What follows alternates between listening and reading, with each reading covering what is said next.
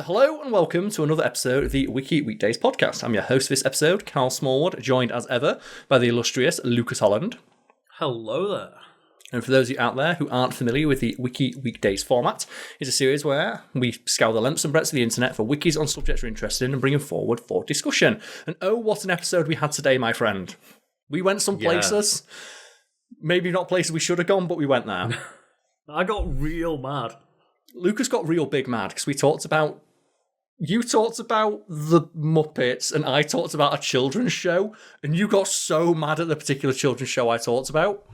Yeah, for some reason we went off the rails, and I started with the Muppets, as you'll see soon, and then that led to Karl, bringing up another kids-related show that, I just got very, very angry about.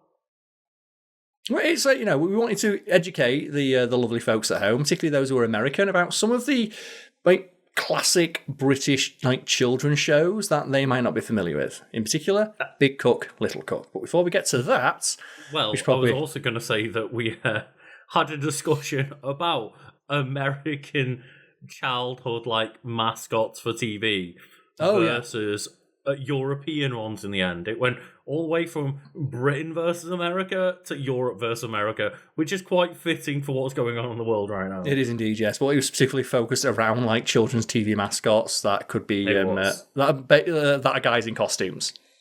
Because there's a weirdly large amount of them. I didn't expect there to be as many children's television entertainment personalities that are guy in weird giant costume. So get ready for the blobby. Oh, don't do that. Don't tell people Mr. Blobby's in this podcast. I won't bloody listen, will there? Before we get into that, we should give a shout out to the audience at home, in particular our supporters over on our Patreon. And our Patreon producers, our PPs, can be seen around somewhere. I don't know where they are in relation to where I'm looking now, but for the audio listeners, you don't get any of that. You just get the smooth sound of myself and Lucas. And then me later getting real mad and shouting a bit. You get that smooth, audible caramel that is myself and Lucas. And I guess the one person we definitely shout, though, is Zorgon. That's Zorgon, the very, very blurry cat. It was this week's Pet of the Week. Yeah, they be Zorging it up. That's a great caption. Is the suffix in the funniest thing to put at the end of something if you attach it to the thing's name, like Morbin. It's Morbin time. It's Morbin or it's Zorgin time. It's Zorgin time, baby. It's there's a couple of those that really crap me up. I remember once I was getting clips for a Breaking Bad video, and do the character Nacho? Ignacio, Nacho. It's Natchin time? No, someone just put a piss take comment of my favourite part of this video is where Nacho walked up to the dude, said it's Nacho Day and punched him out. It just cracked me up. But yeah, today's Pet of the Week is Zorgon, the very, very fuzzy and blurry kitty cat. If you would like to submit a picture of your pet or an animal that is equally or more blurry, you can join our Patreon at any tier and submit pictures in our Discord, which you can find a link below. Hell yeah, and then we also have to shout out the big PPs, who are the people that we're going to shout out at the end of the video version of this podcast. Yeah, after you have listened to a lot of myself and Lucas riffing on the Muppets, crappy British children's television shows, and then some stories from our days at university, one of which I'm not sure if I should have told. Maybe not, but hey, we're keeping it in the podcast, so I guess people can listen to the end to find that one, but yeah, I think this may have been one of the more off-the-rails podcasts we've ever done. Every now and again, we have podcasts that if you didn't know we recorded these on a Tuesday, you'd think we were drunk. You would think so, but this is just, no, we're recording at 9 o'clock at night, and this is the After Dark version, but yeah, still no alcohol. So we're starting to get to the point where we're getting a little bit delirious. We've started to get, we've been recording that long, we're getting those recording sweats. Exactly, yeah. It's the double work life, right? It's we've been working all day, and then in the night, it's it's time to record the podcast and just apparently get wild with it.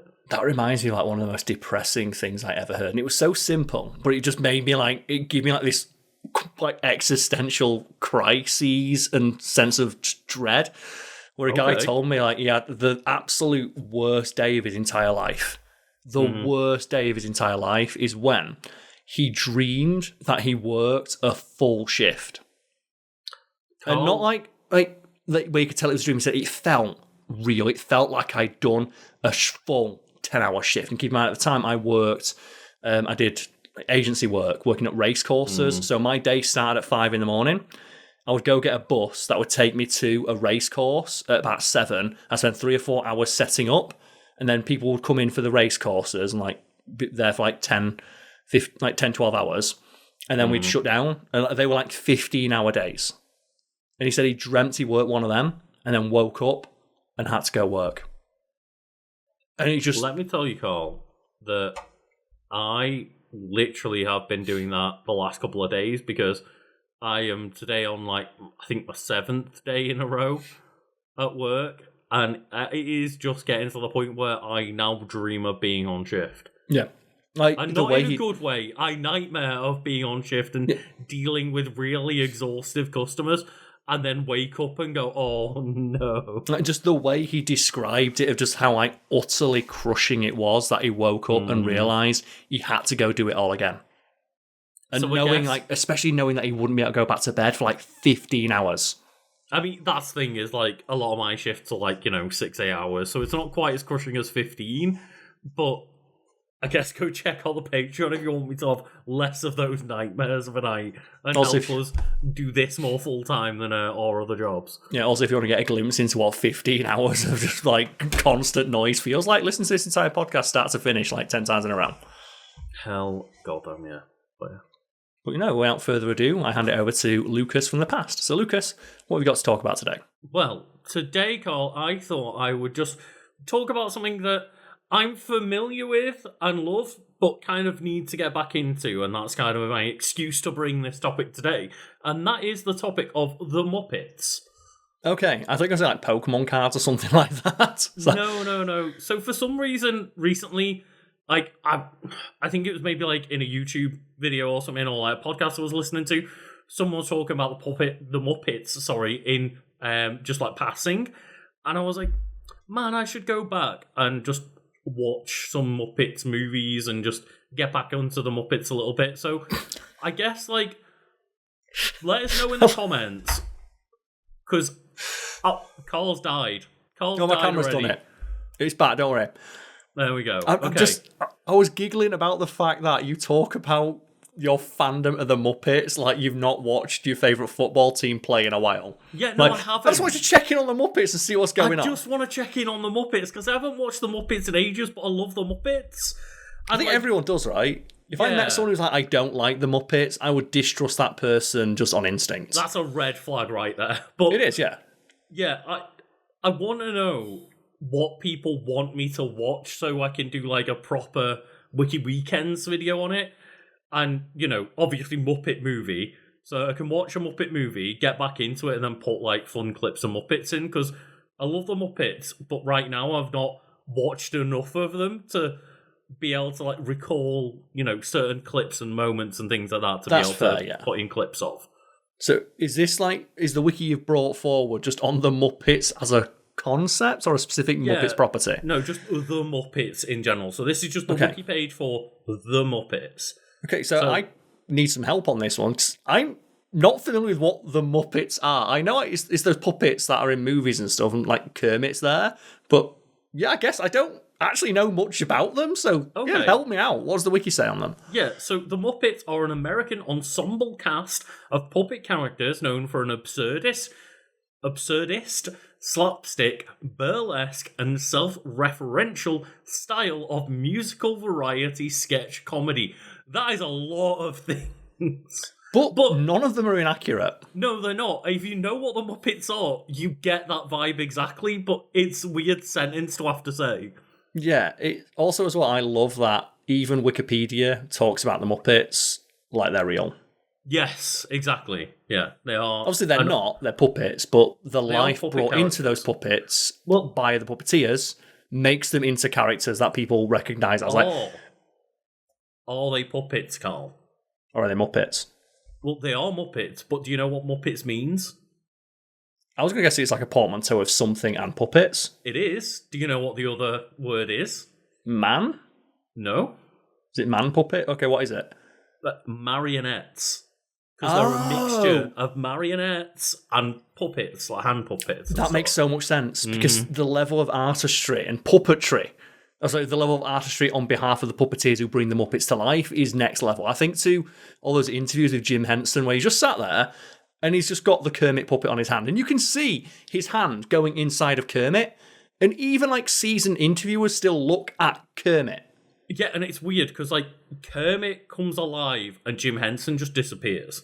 Yeah, that's like alive is exactly the right descriptor there. And Jim Henson himself would always say some variation of it when he was asked of, well, don't you think you being here breaks the illusion? And he'd always answer some variation of, well, I'm keenly aware the frog made of felt is far more interesting to look at than I am. Mm-hmm. And as I said, he just disappears the moment Kermit starts moving. Even though you can literally see the seams of that illusion, you still fall for it because Kermit becomes a character the moment Jim Henson takes control. Yeah, it's wild. And obviously during, the Muppet Show and the movies, and even like it's the Dark Crystal, right? Which is like the Jim Henson was on all sorts of nonsense, yeah. And there's like Fraggle Rock and stuff. The performers are hidden, but even when the performer's not hidden in like a talk show or something, like they just disappear into that role, and Kermit is the character and is the person there. Like I say, it's a testament to the skill of the puppeteers who bring them to life. And when you say like marionette and puppets, I've never actually bothered to look that up because I just look at a Muppet and go, yeah, it's a Muppet. It's a Muppet. Muppet. You never think about the fact that, it's a marionette and a puppet. It's a Muppet. It's a Muppet. Yeah. Well, they're their own thing. Like I say, like Kermit is like a celebrity. People look like Miss Piggy is a style fashion icon. Yeah. The triple threat. Obviously, I'm sure there are all other marionette puppets that are used, but the Muppets are like from, created by Jim Henson in 1955, it says here. Oh, yeah. In excess of a half century 70 old. years now at this point. Yeah. And Kermit, man, what are you doing still acting? Like Dick Van Dyke over here, this little puppet. Like, obviously, it's not Jim Henson anymore, but it's the Jim Henson Company. The Jim Henson Company, which is now the Muppet Studio as well, and it's a little bit blurry because like they got bought out by Walt Disney in like 2004. It says here. And I'm unsure if there are still any original Jim Henson era Muppeteers still going, but there are still people trained by those original Muppeteers. Well, so in a way, the spirit of Jim Henson lives on. I think like his like sons or something like that also. Brian Henson. With the Jim Henson Company, it says here that it was Jim Henson Company until 2004, and then became the Muppet Studio from 2004 to now. Who's your favourite Muppet? That's a good question, right? Like, obviously, that's a question that's going to be asked immediately when we're talking about the Muppets. Like, obviously, the main few are great of, like, Kermit and Gonzo and Miss Piggy. I for some reason, just love Animal as well. Like, Animal's great. I think my favourite is Miss Piggy. I love that Miss Piggy is just a celebrity in her own right. And she's just a karate ass-whooping pig who's married to a frog, and is just like this absolute fucking diva. And I love as well all the actual like celebrities who have like directly credited Miss Piggy as an inspiration. Like Lady Gaga, when asked like, "Who's one of your fashion inspirations?" For your outlandish fashion sense, it's like Miss Piggy. Well, no one's more of a diva than Miss Piggy. Someone who took it to the next level is Chapel Roan, because Chapel Roan literally has cosplayed Chapel Roan versions of Miss Piggy fits for her gigs. Like there was like a bit of a conspiracy to begin with, and then it's like, oh no, she's doubling down over and over again of just wearing Miss Piggy fits in like concert. Oh yeah, it's fantastic. It's great. And then I think it's one of the Muppets I just like. I always found their skits really funny, even though they're very samey. Is the Swedish Chef. And especially after I found out, like, apparently Jim Henson's favourite character to play was the Swedish Chef, because he loved doing the apparently he just loved, and apparently he just do it all the time, and he would like listen to like tapes on how to speak Swedish and would just like mumble along in mock Swedish, like hoogity. And I always like forget a lot of the names of the cast because there's a wide cast of Muppets, but there's Beak as well. I think Beak is another one that I really like. Yeah, Pencil with giant eyebrows. The Pencil, yeah, and Yes, I got the right one then, yeah. So it's like, yeah, just for some reason, just the Muppets are really endearing. They are so endearing. Have you ever seen as well that original sketch that someone tracked down of like, here's Jim Henson's literal first draft of Kermit, and just all the feedback to it is fucking nailed it in one. It's like, Kermit the Frog here. No, it's like just the drawing. It's just all you do is like a triangle with two fucking giant eyeballs on it. It's like nailed it in one. Fucking perfect. I'll track it down now while you go through the wiki, because it's actually hilarious just how accurate he got it with the literal first draft. Yeah, so the Muppets originated in short-form television series Sam and Friends, which aired on WRC-TV and in syndication from 1955 to 1961. Then, following appearances on late-night talk shows and in advertising during the 1960s, the Muppets began appearing on Sesame Street, which is 1969 till present. You know what? Then, shout out to Sesame Street for being fucking awesome. And that's the thing, right? Is another question is, are Sesame Street Muppets a Muppet Sesame Street? Like, there's a big crossover, right? And you know what? It's an issue for the lawyers to figure out. I just know that Sesame Street whips ass, and I've just sent you as well on Discord the original Jim Henson sketch of Kermit. It's like, tell me or tell me not, Luke. Do you not nail it on the first try? Let me have a look. Oh my god. Fucking excellent, right? You know what? Let's save this image and you tell me about like a Muppets moment that you can bring up and I'll just get this picture up. It's from Muppets Christmas Carol, which we've talked about on the channel before. I made a video about it last Christmas, I believe. You know, quote George Michael there. And I absolutely adore the like back and forth, like the repartee of Gonzo and Rizzo. As Gonzo was playing Charles Dickens. Yeah, like just them as the kind of like narrators. Yeah. Just setting up the story. They've got a great little bit going on. Yeah, and just some of the lines from that like movie always just live in my head rent free. Just when like Rizzo just jumps off the edge of like a fence and like, please save my broken little body, and just lands on it like, ah!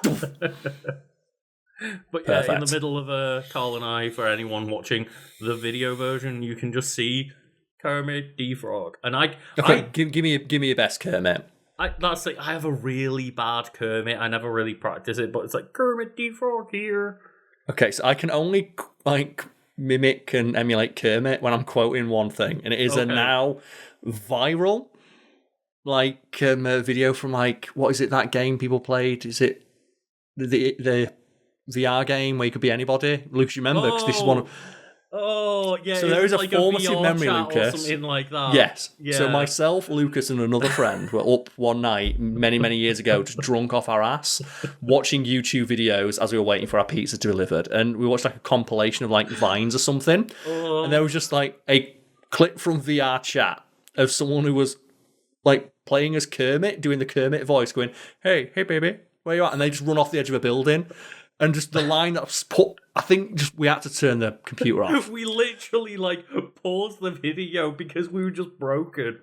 And it's like this little like VR Kermit goes, I'm going to commit suicide, and runs off the edge of the building. And we lost our shit. Oh, God. That moment lives in our heads, rent free from that very day. I can only do a Kermit impression of saying, I'm going to commit suicide. That was true, like 3-4 o'clock drunk in the morning after a night out, like waiting for takeaway, just obliteration moment. But it's one of those, it will live forever. It's probably not a very funny clip to watch. No, but it's a funny memory. We were in the right moment at the right time. Yeah, it's like when we absolutely lost our shit watching like To the Moon memes, right? Of the from like, was it Homestruck or something? Or no, it's from the NES DuckTales. DuckTales, that's it. And yeah, just like watching like the flying lawnmower go away and just losing our minds. Yeah, like I think one for me that like put me on my ass recently is a video, you can look it up. It's called The Modesty. And it is like an internet shitpost. Do you like the funk dance self-defense clip from The Simpsons where like Mo says, "Gear one of these"? Right. Someone's just taken that and green screened Mo as him just marching through Springfield to like synthwave. Okay. Oh, no, Carl, we're going off the rails here because yeah, go on. We're not meant to be mentioning clips that I can't put in for like the podcast. You can, okay. But yeah, and we don't want people clicking off this video. So tell me your favourite Muppet or Muppet moment. Well, yeah, I don't 100% know, but I did want to bring up the fact that, bear in mind, the Video Game Awards with Jeff Keighley. Like, oh yeah, I guess maybe canonically, we don't know. Basically confirm that Jeff Keighley and Miss Piggy are fucking on the side. I do like how he keeps inviting the Muppets. He loves the Muppets, which is great, but it's weird when you have the Muppets in to be like, let's make a joke about Miss Piggy having some Jeff Keighley side action. Yeah, like what is it when it's like Stadler and Waldorf in, right? To be like the Greek chorus just saying, hey, the Game Awards fucking sucks, when are you going to bring out Hideo Kojima? Yeah, and they had like, I think one year, like one of them announced like one of the Game of Year awards or something like that. I can't remember. I'd rather the Muppets do it than Vin Diesel. Exactly. I'd rather the Muppets present like the Oscars. Mm-hmm. Or like the Golden Globes. Like, don't let fucking Ricky Gervais do it again. Oh, it's the Muppets. Not, no. Give everything to the Muppets. That's the thing. Is why like, not?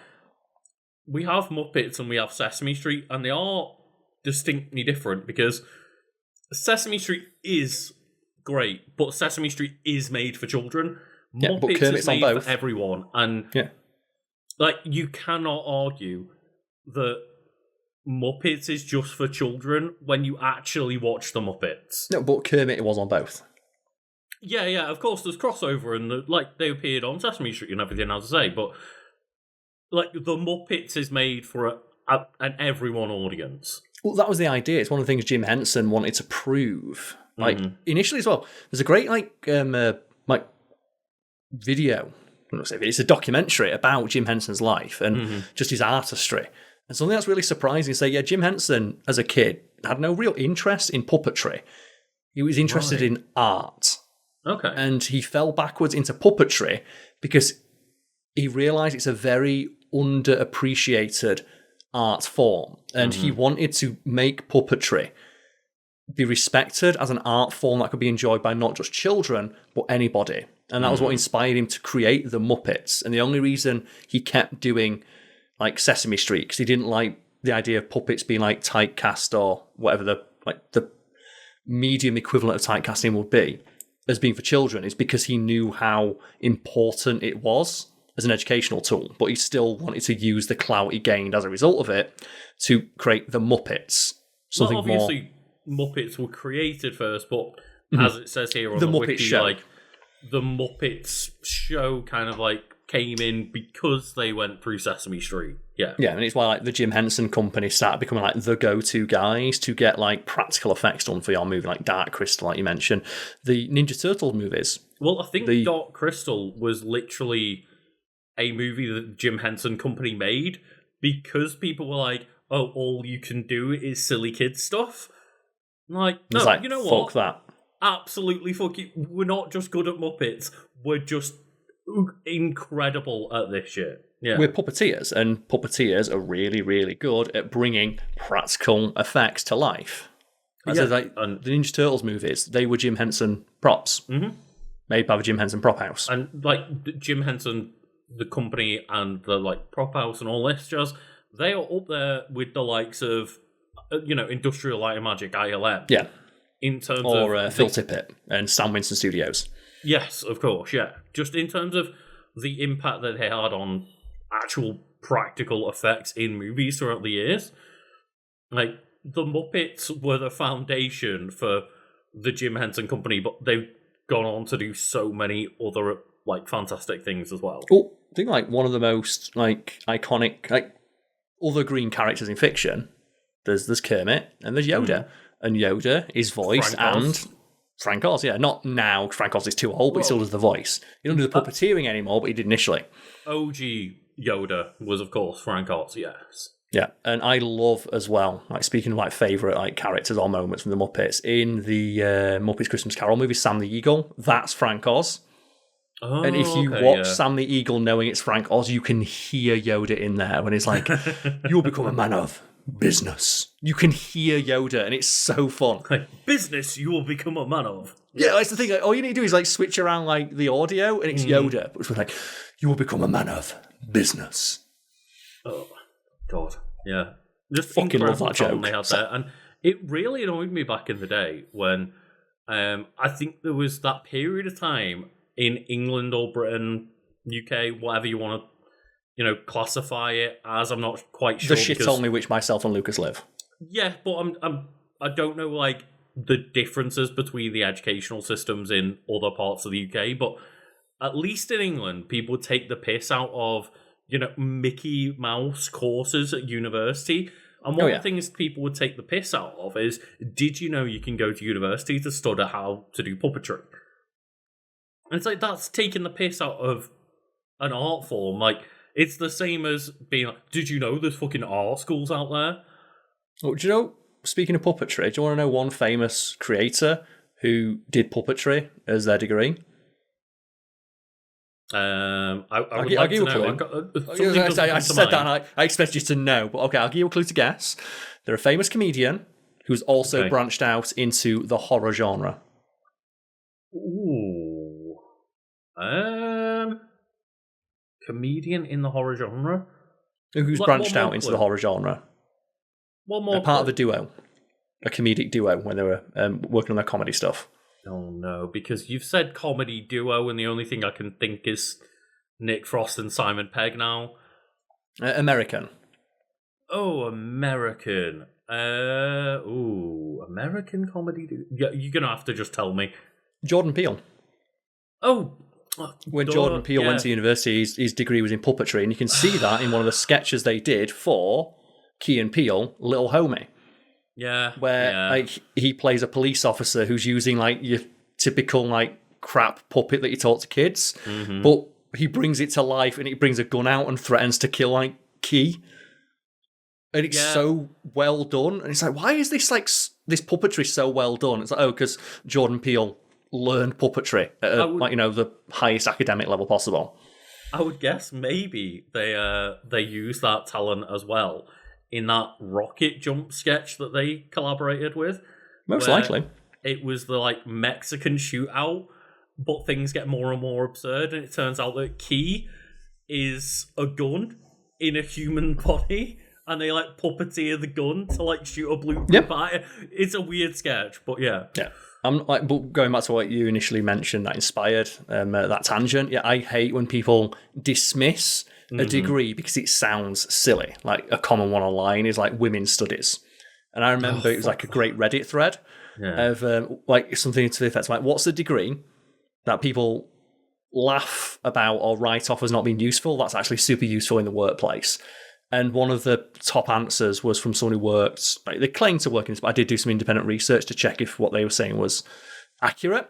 It's like, I work as a hiring consultant and women's studies because, hey, 51% of the population, knowing trends and ways to better service and approach and appeal to literally the majority of the population is incredibly fucking useful for businesses. No, we just care about men, Karl. That's all it is. Just structure all of society like sociology around men. It's fine. Sociology or any of its like offshoots or variations. Like, hey, being aware of cultural, social changes and trends is very useful for generally slow-moving business behemoths. Having someone who's aware of like the changing trends and how to best capitalize upon them is incredibly valuable skill for someone to have, and a company that's earning billions will happily pay someone a decent wage to just have them on staff. Yeah, some of the like kind of subjects, both in like sixth form and university, that I heard get dunked on by adults as not being proper, quote unquote. Things like sociology, psychology, marketing. It's like things that are incredibly the soft sciences. Important. Yeah, and okay, you might not think that's as important as a physics degree. Fair enough. But they're things that come up almost daily in everyone's lives. As well, like the soft sciences are more like applicable in a broader sense. Like people can see the direct like impact or utility of, say, like a maths degree or a physics degree or a chemistry degree. Like the soft sciences have a broader like appeal. in the marketplace, and it's up to the individual to, something that you get taught in those kind of degrees is critical thinking skills and how best to apply the knowledge that you have to a specific scenario. And I've got many friends that I met at university because I did media and communications, and I specifically did the theory side of media and communications, not the practical side. So practical side is like film. And I presume studies. as well that you've probably had people not take your degree seriously when you've spoken to them in everyday life, right? No. Yeah. And obviously, there's not much... You can argue that what I do for a living now, being a content creator, how much of my degree was actually helpful. I'd argue a lot of it was helpful because it taught me a lot of like critical thinking skills, how to write essays, how to formulate opinions, arguments, just writing stuff down, like the historical... Just your ability to interpret media as well, which is... Exactly. Like the thing that we do weekly. Yeah. And there's a couple of friends of mine who've worked, well, not worked, but had the same degree as myself and have gone on to be quite successful in their own right. Mm-hmm. I've got friends who work in the radio industry that are doing quite well. Yeah, I mean, got a couple of people I know working as not book writers, but like book editors for that degree. I would, which you might not think would be directly applicable. You think maybe an English degree, but you've got to have a decent level of writing ability and editing ability just to write at an academic university level. I would also just argue on your behalf that you've become successful in like multiple different fields because of both your intelligence and work ethic, but also probably a lot of skills you learned from that degree, which some people would write off. Not directly applicable, but I know, as I mentioned, like part of like learning at a university level is a lot of it's like just teaching you to think for yourself. And that's why a lot of jobs will not necessarily be fussy about the degree you got, but will want you to have a degree because it just shows a lot of skills about being able to kind of, have projects and follow through on those and commit to things, etc., etc. Working in a group, working under a time scale, communicating with a peer. Yeah. Like, setting your own setting your own deadlines, working within those deadlines, being able to communicate when you have an issue. Even something as simple as I've met people who are just completely fucking unable to have an adult conversation about a problem. Like when I've worked, I've never really had a proper job in quote unquote proper job. Yeah. I used to work in SEO though, and I didn't work in an office or anything like that, but I worked in a company that did SEO work under a couple of people, and you can generally tell when someone's not had or been educated to the university level because they just lack the ability to just break down their problems and approach you as a peer. They still treat it like it's high school, and they try and pass blame to somebody else. I don't give a fuck whose fault it is. I need to know what the issue is and how to fix it. Mm-hmm.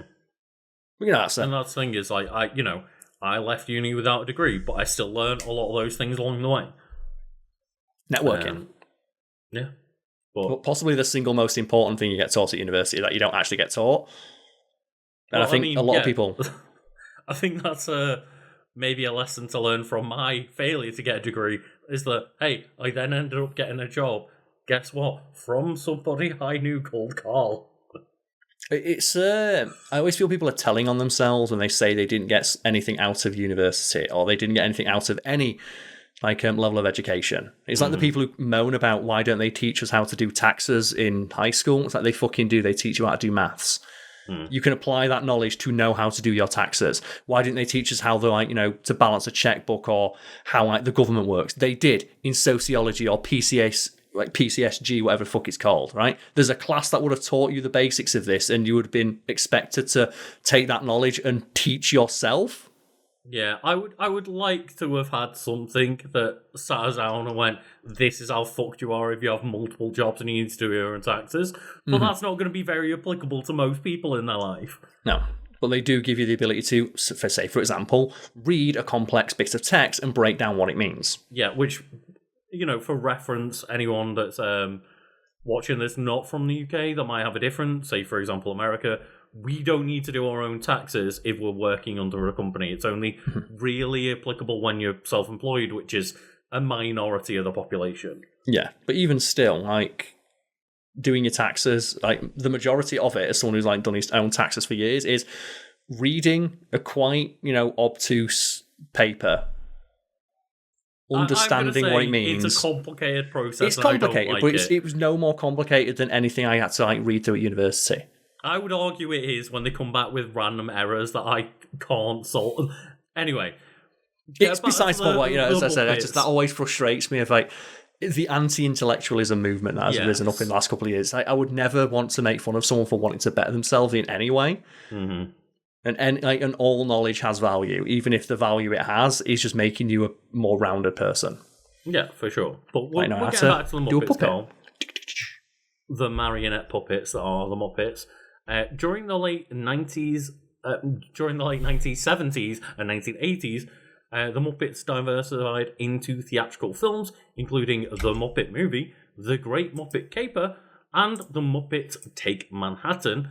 Additionally, new Muppet characters were created for Fraggle Rock. And as I say, I do want to make a Wiki Weekends video on a Muppets movie. So any of those movies, not Muppets Christmas Carol, because we talked about that before. Karl's done a video on that. Go watch that. But even like the Muppets Treasure Island or some of the new Muppets movies, just let us know. And whichever kind of vaguely gets more of a push in the comments, I'll make a video on. But Disney began involvement with the Muppets in the late 1980s, apparently, during which Henson entered negotiations to sell the Jim Henson Company, which took apparently 10, 15, 20 years. The late 1980s to 2004. Maybe not the best decision his company made. Maybe not, because I do know that there's there was a very beloved Muppets theatre Disney attraction, and that was the only representation Muppets had in any Disneyland, I think, and it's been taken away now. Yeah.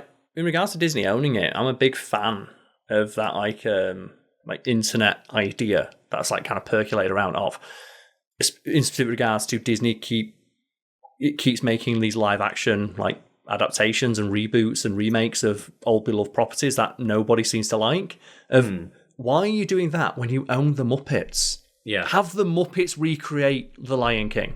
Do the same way they adapted A Christmas Carol. Treasure Island, yeah. Yeah, get a few human actors in there, but get the Muppets to do the majority of the heavy lifting, because that is, it's different enough where you're not going to have people say it's just the same movie again. Have all of the Lion King cast as Muppets, apart from Beyonce as Nala still. Yeah. And just have Beyonce as Nala in a cow outfit being like, why the fuck am I here? The same way you got Michael Caine as Ebenezer Scrooge reacting to the Muppets. It's just having the Muppets in that adaptation allows you to tell the story in such an interesting, novel way. Well, both Michael Caine and then Tim Curry for Muppet Treasure Island, they treated the Muppets as their co-stars.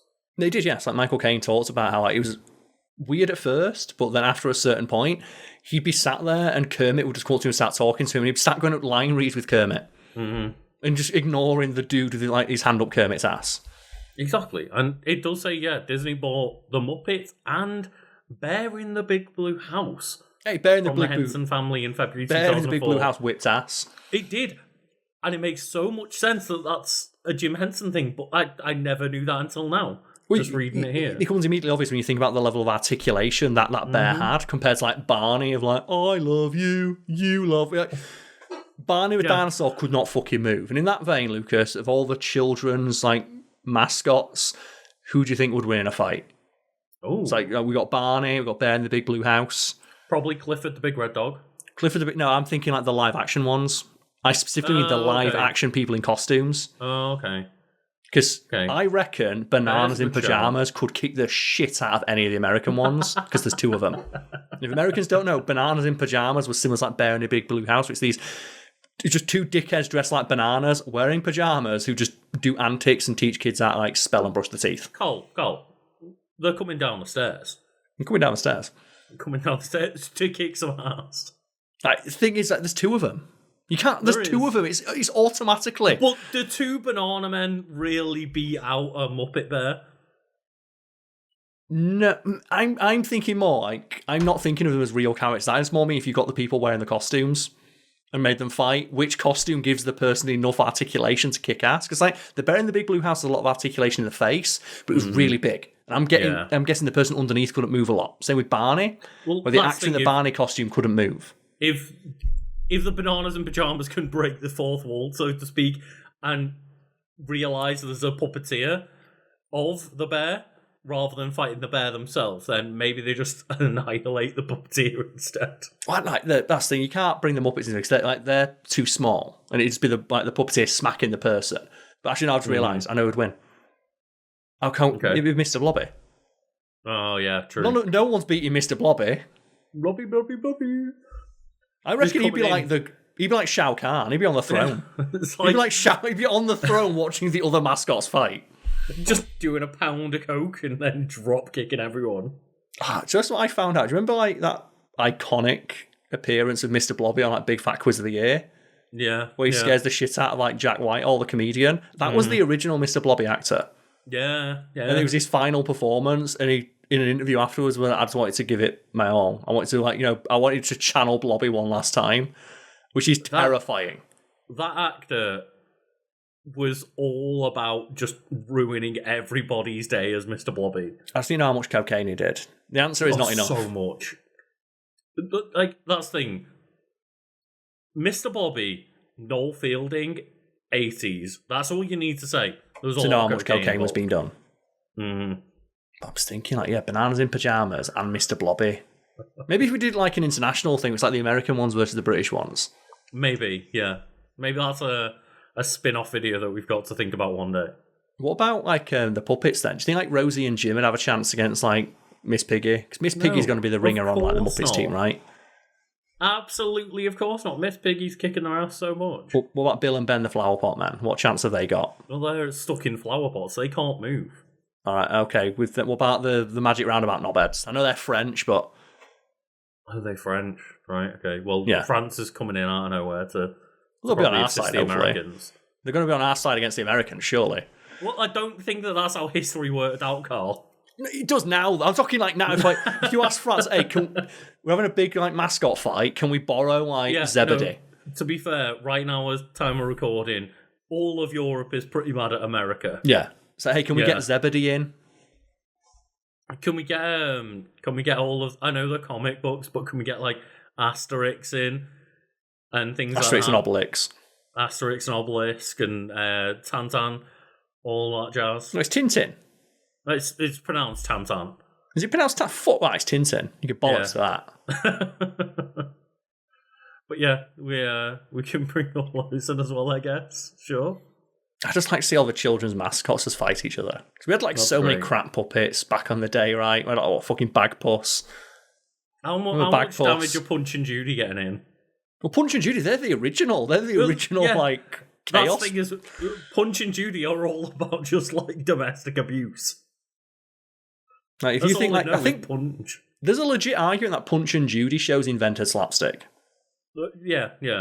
People don't know Punch and Judy shows. They're a British thing where you get them at seasides and stuff where it's like little like stick puppets that just kick the shit out of each other, and that's the joke. Yeah, I can't remember whether like stick puppets, marionettes, hand puppets, whatever, but it varies. A puppet show where all the gimmick is that they beat the crap out of each other a lot of the time with big clubs and things like that. Yeah, what about Sooty and Sweep?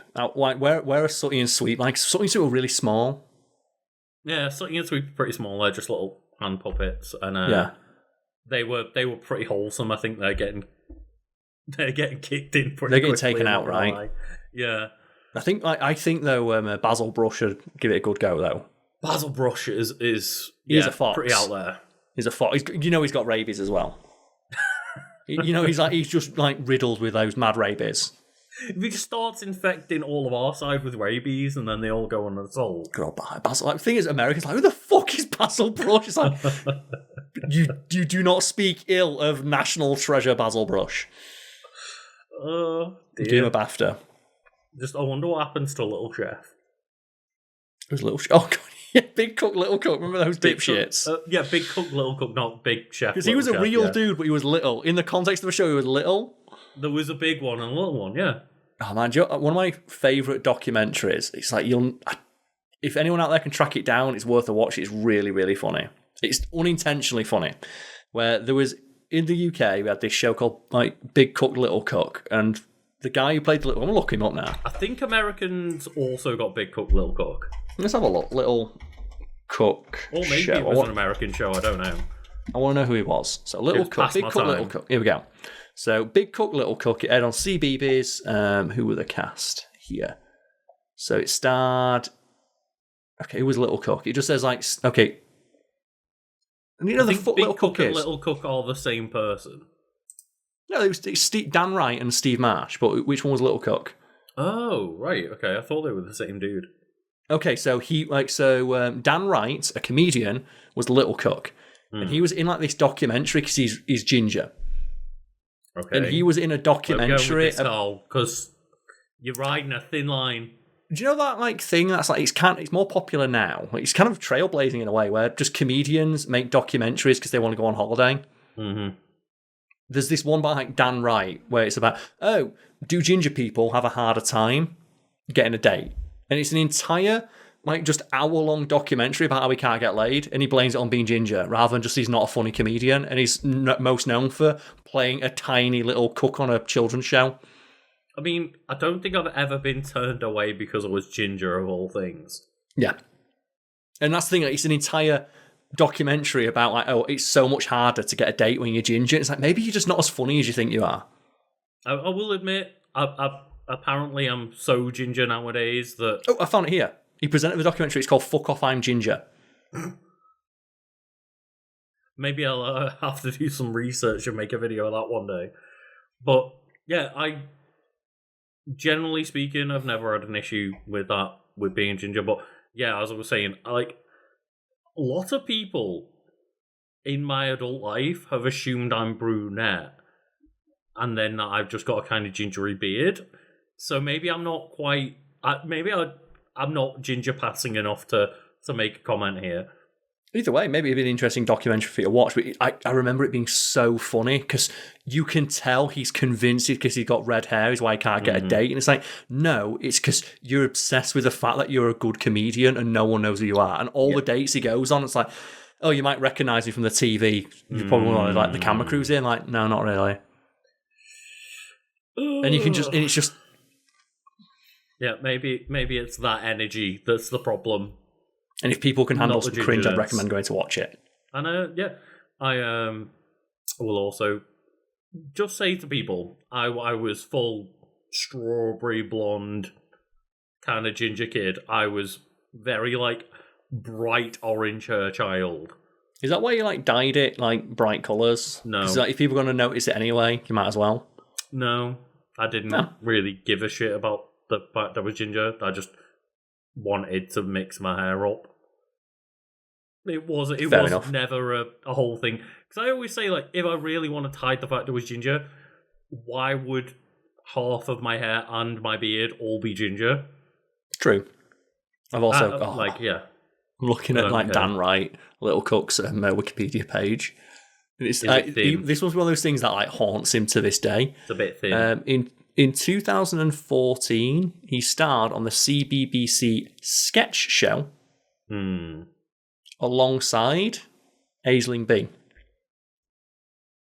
Aisling B, right? Aisling B, I'm not sure I pronounced the name. Yeah. I've only ever seen it written down. So yeah, it's a CBBC, so children's BBC sketch show called Fit. Alongside, and that must like drive him mad, right? Of like he was on the show with her, and she's in like Hollywood movies and stuff now. Yeah, Aisling B got really big. Yeah, she did. She deserves it. She's a great actress. Oh yeah, like that's the thing. I'd only known her from like Taskmaster and panel shows, and then saw her in a couple of like movie bits, and was like, "Hang on, oh okay," like genuinely just an actor as well. Yeah. Yeah. Do you think that's like the kind of thing that drives him mad? Yeah, probably. And I do think there must be like actors out there who've like never really had their break, but starred alongside people who had like their big break. Oh, what you got? He's coming back, Karl. Who's coming back? No, I was like, what did I recently see a clip of Aisling B in? And can you guess a clip that we recently spoke about that you brought up that I ended up seeing that Aisling B was in that movie? And it's not a good movie. No. Oh, it's she's in the Home Alone movie. Home Sweet She's the Home mum. Alone. Yeah, she's the mum in that. Yeah, and I was just like running through it for a clip.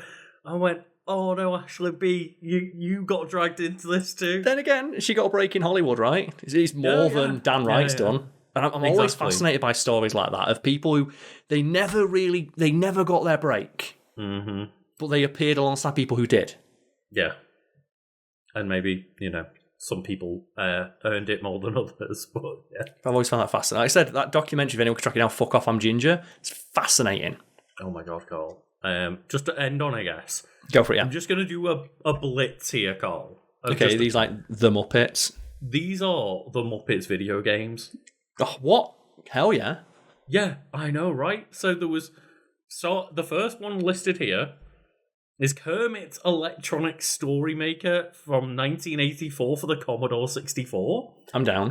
We've got 1989 Muppet Adventure Chaos at the Carnival, released on the Apple II, Commodore 64, and MS-DOS. Then it was ported to the NES a year later. You got Muppet Treasure Island, Windows 95, the Muppet CD-ROM, Muppets Inside, and the second CD-ROM was advertised for a January release, available in stores beginning March. I love that, of just like the two-part video game. We need to collect all of these. Do you know what they should have released the Muppets game for? The Wii, and they should have let you use the motion controls to be the Muppets. I wonder whether we did, because... that has to have been a thing. A Game Boy Color game, Jim Henson's Muppets. We got Muppet Race Mania and Muppet Monster Adventure for PlayStation. Then they released The Muppets On with the Show and Spy Muppets License to Croak for the GBA. Oh man! And then I we got Kermit could beat your Gex. Cruise for PS2 and GameCube, and then a Vita game. What? Like, how did we never get a motion controller Muppets game of all things? Let you be Big Bird, right? Have you ever seen how they did Big Bird, where like the person started to get like legit like physical issues because Big Bird had to stand like their hand up like this like hours at a time? I did see a while ago, like Dark Crystal, because they had like those big suits that all the weird like weird guys were like squatted inside. They're called puppeteers, Lucas. Come on.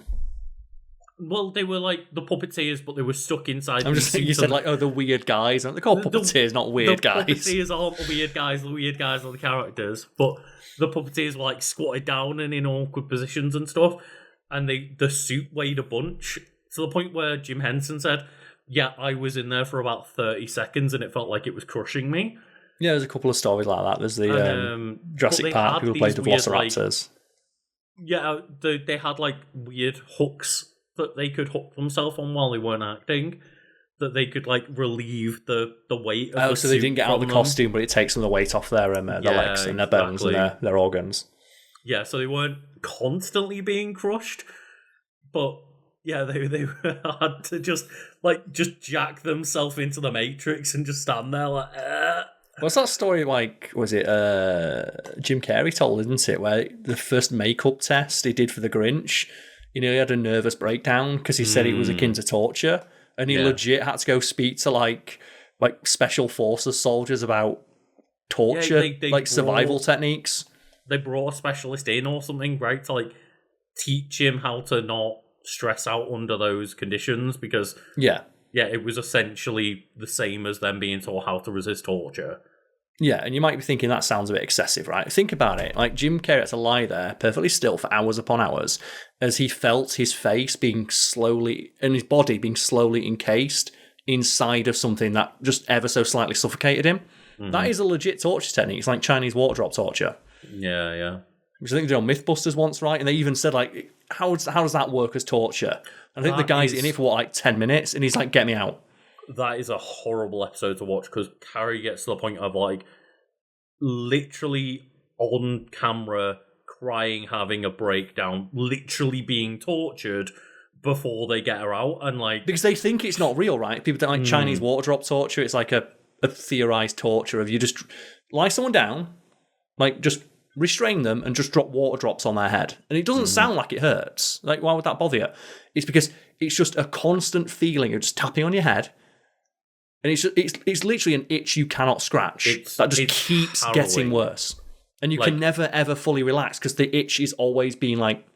And the fact that, like, yeah, you're restrained as well, so you're not able to do anything about it. And yet, that went on for far too long to make me feel... Like, I feel very uncomfortable watching that episode again. I want to say, I think it's like... it's the guy and the gal, like, carrying the other dude, Grant. So there's Grant and Tori that are there, and then Carrie is the one that really gets the bad end of things. Because I think they all do it, but I think the guys like bail out pretty quickly, and Carrie's like, I want to see how far I can go. But then ends up in like a horrible spot. Yeah, I remember it's like Tori is the one that gets me, of like, he's the one who's like, it can't possibly be that bad. It's water, the fuck's he going to do? And I think it's like less than 5 minutes where he's like, get me out. Yeah. This fucking sucks. I want out now. Whereas I think Carrie does like 30 minutes or something and is... Badass. Yeah, like streaming with tears, and... That's just adding more like, water. Oh my god. Amateur mistake. Like every single drop of water felt like, like a hammer hitting my head or whatever. Yeah. And yeah, it's... I rewatch Mythbusters quite a lot in the background and stuff, but... That's really uncomfortable. Yeah, like if anyone out there is still struggling to think of like why it'd be frustrating, think about when you have like, just, like something caught in one of your teeth. And it's ultimately it's like a small bit of food or a potato chip or something. Think about how much you can't concentrate on anything else. And you're just constantly like picking at it with your tongue and like try to dig it out. Mm-hmm. Now just imagine that. And just, you're not even able to like scratch for the temporary relief that the scratch would give you.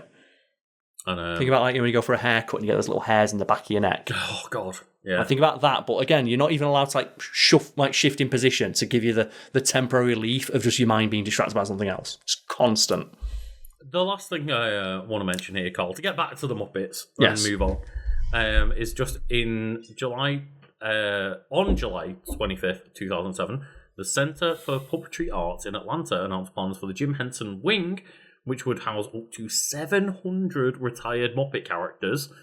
The wing featured films, sketches, other materials from the Jim Henson Company archives, and was set to open in 2012, but eventually opened as a gallery within the Worlds of Puppetry exhibition at the centre in November 2015. And I would be fascinated to go to that. If they've genuinely got up to 700 retired Muppet characters as well as other bits of material to look at, that's got to be one of the most fascinating archives to be able to go through like a gallery.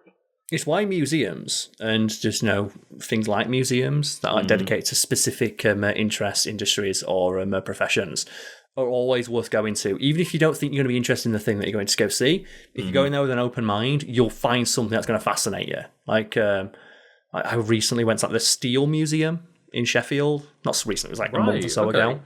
Yeah. It's like the Steamworks Museum in Sheffield. Oh, and they have in there. Yeah. I didn't even realise it was in Sheffield. When we walked in to just look around, you're here to see the engine? No. Well, do you want me to walk you through to the engine because it's going to go off now? I was like, sure. What's the engine? Oh, here's the biggest steam engine in the world that's still running, and it runs once a day. And it's like 400,000 horsepower or something like that, and they activate it, and you can feel the heat from one turn of the axle. You can feel the entire room, which is encased in 40 tons of concrete, rattle. My God, with it. Incredible. I had no idea it was there. Yeah, I had a moment in my head then. Sorry, I'm for some reason, my brain skipped a beat when you said 400,000 and thought you were about to say 400,000 years old. And then my brain the oldest steam engine. No. The oldest steam engine.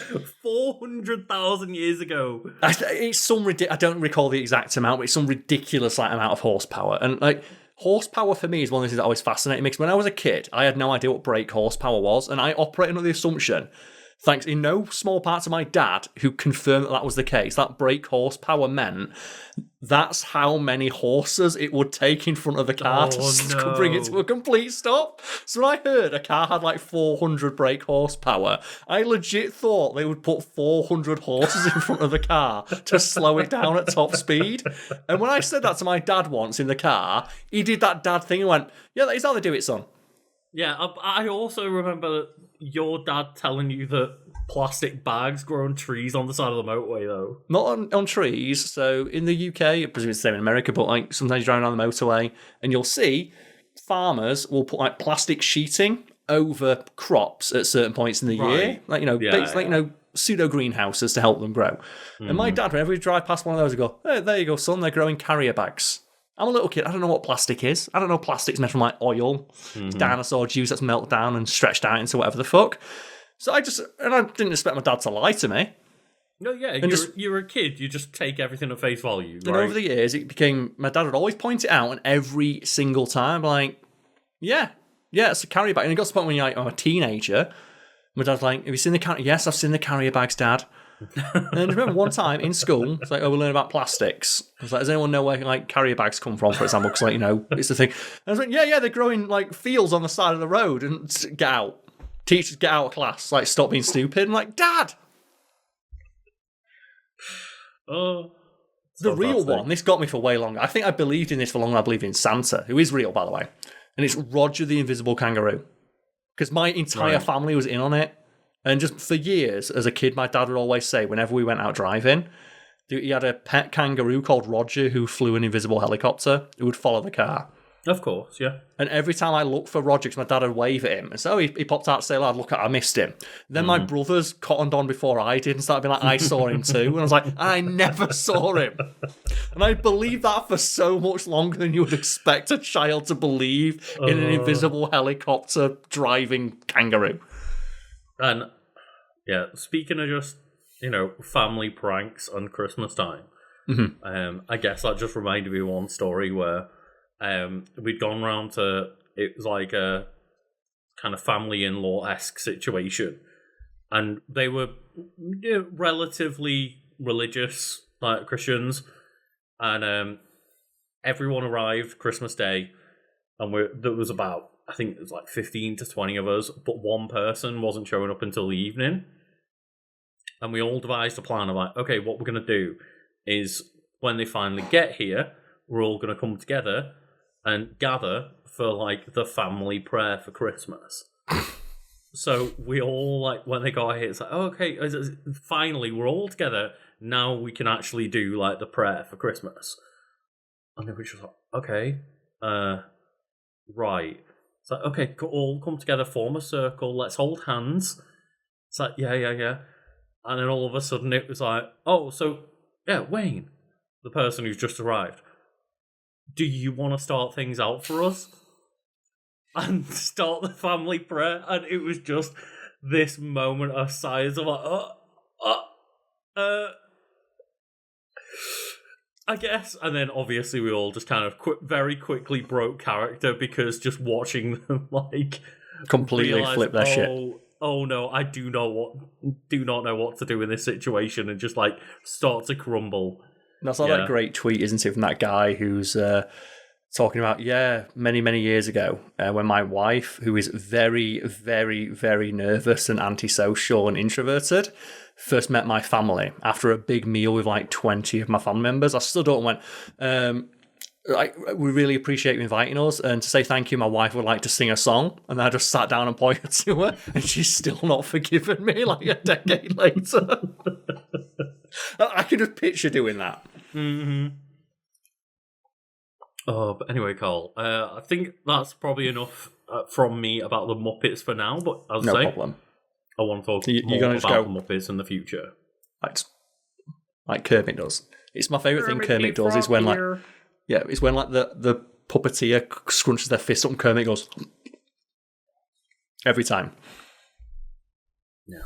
Well, one day maybe we'll talk about evil Kermit too. Hell yeah. Do it. But yeah, Karl, I think that's probably time for us to just take a quick break and then no be back problemo. for housekeeping and your wiki and all that good jazz. Let's go. So, Karl, we are back, and just before we get into your wiki, we just need to do a little couple of bits of housekeeping, and it's going to probably be similar to the housekeeping we did last podcast, so feel free to just jump ahead a couple of minutes. But yeah, we are announcing a few things Patreon-wise over in like the new month coming in February. We're just kind of letting ourselves settle into the new year first before we just do a few updates, but yeah. There'll be some fun updates to keep an eye on over on our Patreon. And yeah, we also just want to give a bit of a kind of like community reach out to any artists that might be able to help us with some merch as well. Yes, like we'll be working on like merch ideas slowly but surely over the course of the year. It's the start of the year, so we're not going to throw ourselves into it too much, but it's still an idea we'd like to pursue. And, you know, if any artists out there would like to help us realise it, obviously we'll pay you. We're not those kind of YouTubers yet. Oh, I don't know, Karl. Maybe 2026. There's a. It's a year of exposure. Yeah, new year, new year. Time to change our ways, right? New year, new us, but we're worse. Yeah, we're worse now. We're leaning into the evil vibes now. Now, what's the opposite of a New Year's resolution? A New Year's like, evisceration. I guess it's like my mate who, like, in response, like Stoptober, where people like stop drinking alcohol or smoking cigarettes. He did never sober for October and just drank a beer every day. Oh, okay. Oh, beer every day. Yeah, he said one beer every day. Okay. Because when you say never sober, I was like, how far did they take No, he didn't this? take it, but he had like one beer every day. Right, okay. Not the best response, but also it could have been a lot worse. Could have been a lot worse, yes. But yeah, what's like the self-improvement equivalent of that? The self-improvement equivalent, I guess. Yeah, so I mean, like we want to do some, like the opposite of a New Year's resolution, where you don't make a a promise to become better in one way. You want to become worse. Yeah, you want to promise to just like take a deep dive into disgustingness. That's what you want to become more of an asshole in one specific regard. Or just instead of getting fit, it's like, no, I'm ordering takeout every single night this month. I want to get larger. Like when like actors have to do a role where they get a bit fat. And they just start drinking like melted ice cream and stuff. And they're like, fuck yeah. The Christian Bale tech. Christian Bale, he loves it. He must at least get some sense of satisfaction out of it, because the amount of times he's gone through wild body transformations is not healthy. Yeah. But anyway. Laurence Olivier once said, why don't you try acting, dear boy? Yeah. I don't think there's anything else we need to mention housekeeping-wise. Trying to keep it brief. Yeah, not particularly. Just we continue to make content, and we're hoping to do and announce new things, but we can't talk about them yet because they've not been announced and finalised, but they will be finalised in the coming weeks. So keep an eye out for those. Yeah, if you've got any ideas to help us out with Sisterhood of Evil Lesbians merch and things adjacent, let us know. Reach out to us. You can reach out to us on Patreon. You can message us there. You can message us on the Discord. You can use the email address that's in the link below. You can try and message on our socials, but we don't check those much. I'm not sure why I don't check mine much. Speaking of resolutions, one of them is just to not use the internet as much, except for work. That was kind of my aim a couple of years ago, which I've done a pretty good job of. But yeah, you're probably better off reaching us. Either best methods, probably either the Discord or using the email address. Especially for like Wiki Weekends related stuff. Oh man, can I tell you something weird that happened to me? I guess so. Is this housekeeping? It's not housekeeping, but I guess tangents in housekeeping. In housekeeping, sure. Yeah. What have we done with housekeeping? It's just that you reminded me of something. Speaking of like keeping offline.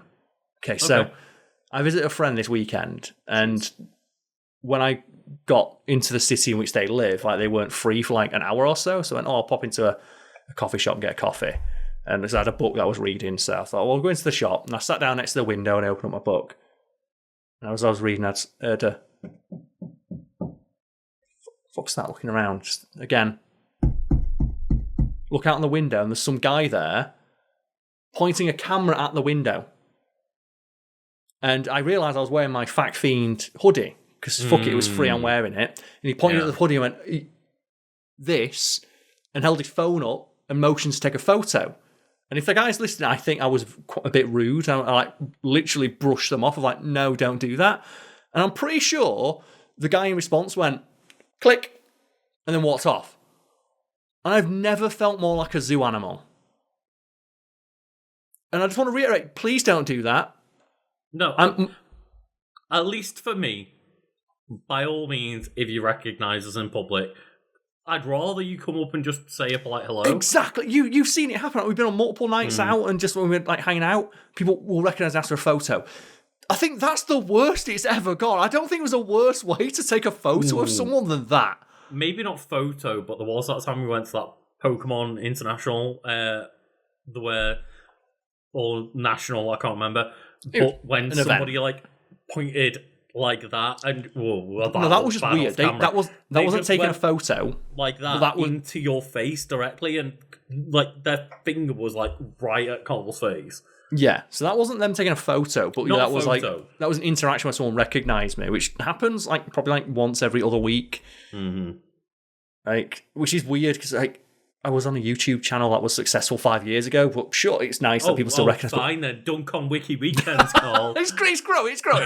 But yeah, that one was weird more because you both saw it, right? You and the friend I was with, or we were both with, where someone walked past me and rather than say, "Oh hey, do you do that fact fiend stuff?" or "Oh, I love your videos," just put their finger and point it directly in my face. I'm angling this badly for camera. I want to make sure people know I'm doing this and pointing, because when my arm just goes off camera, it looks real bad. Yeah. Like, but you can confirm, like, just pointed directly in my face. Didn't say anything, and just as I walked past, confused by the fact someone was pointing at, jabbing a finger in my face, just held it there for like 5 seconds and then walked off. Mm-hmm. Yeah, that was a bad one. That was one of the worst ones I've seen. And I was reminded of that. That was I do not mind surreal. People coming up and saying like, "Hey, I love it when it happens. Lucas." It's always funny when it happens. It's always nice to see like fans out in the wild and stuff. As long as you're not jamming phones in our faces without saying a word and things like that. But it's more that it was through the window and people were looking because the dude was tapping on the window and the people looking at me. And I was sat, I had to sit in that cafe for an hour, and I just like went back to my book and was like, that's way, way worse than disturbing us and just saying hello. Yeah. But I just thought I'd share that story because that happened to me and it was really weird, and you're the only person I'm speaking to in the next couple of days who know that I'm not bullshitting. And I had it not long ago with a few friends. You're going to tell that story? Which story? Is it the one you're going to talk about when you got recognised? Probably a different one because it was quite recent. But I just had one recently where someone just came up and said hello and recognised me, and I was like, "Oh, thank you," and it was just at a meal, and then all my friends sat there and just took the mick out of me for the rest of the night. That's why I love it, though. Oh yeah, like getting recognised in public and all that, and I'm like, okay. But I still appreciate the person coming and saying hello. I'll never not welcome it. I think anyone who's ever bumped into me in real life knows that my first reaction, I always burst out laughing if I'm with someone because it always cracks me up because my friends always make fun of me for it. Although it has happened once or twice on a first date, and that's awkward to explain because I don't tell people what I do. I say I'm a video editor because it's just a lot easier to explain than whatever the fuck this is. Every time someone asks me what I do, I'm like, okay, well, say for example, if I'm at like work and people ask me like what I do for this job, I like edit videos and stuff. Yeah, or like I always tell them I'm a video editor. Like yeah, it's always like video producer, video editor. I don't ever say like the word YouTube unless people like find out or prompt me or something. I'm the same, although the word big dick YouTuber might slip in there occasionally. But besides the point, if we're done with housekeeping, and I just wanted to tell that story, it was weird. Yeah. But I hope I told the story in a way it's like I didn't. It's not that asking for the photo that weirded me out and made me like feel uncomfortable. It was like I literally felt like a fucking lizard in a zoo. And if you notice those lizards in the zoo, they tell you not to tap on the window. Anyway, tapping on the window and being like, "Go photo." But as always, Karl, whenever we say that we want to do a bit of a shorter podcast because we're recording late, we've managed to not do it. But yeah, what is your wiki that you brought this week? Well, I kind of want to talk about Big Cook, Little Cook. So I've got the wiki in front of me. So should we just do Big Cook, Little Cook? Are we just doing like essentially the kids' TV show? Why not? Right? We talked about it. And people. Oh, that's one thing that I forgot to mention. What? So we were talking about Europe versus America in the end, not just UK versus America. I forgot to mention, there isn't even a question because Sporticus exists. Oh, yeah, and he's like Finnish or Swedish or something, right? Fuck yes, like Sporkus will whip ass of all those fictional characters. Wipes the floor with every other like childhood mascot in existence. He would literally eat the bananas in pajamas for breakfast. So, oh, fuck, you're going to talk about Big Cook, Little Cook. So I bet some Americans out there, the fuck is Big Cook, Little Cook? I think they have it over there as well. I'm not sure. Let's find out, shall we? So, Big Cook, Little Cook is a British children's television series created by Adrian Headley for BBC. So it's a British show for the BBC. The programme is set in the kitchen of a cafe with two chef characters, Big Cook Ben and Little Cook Small. Because to just peel back... Okay. Oh, sorry. To just peel back the window a little bit, like, I don't talk about it too often of, like, other channels that I'm fans of and stuff, but I'm a fan of Kind of Funny.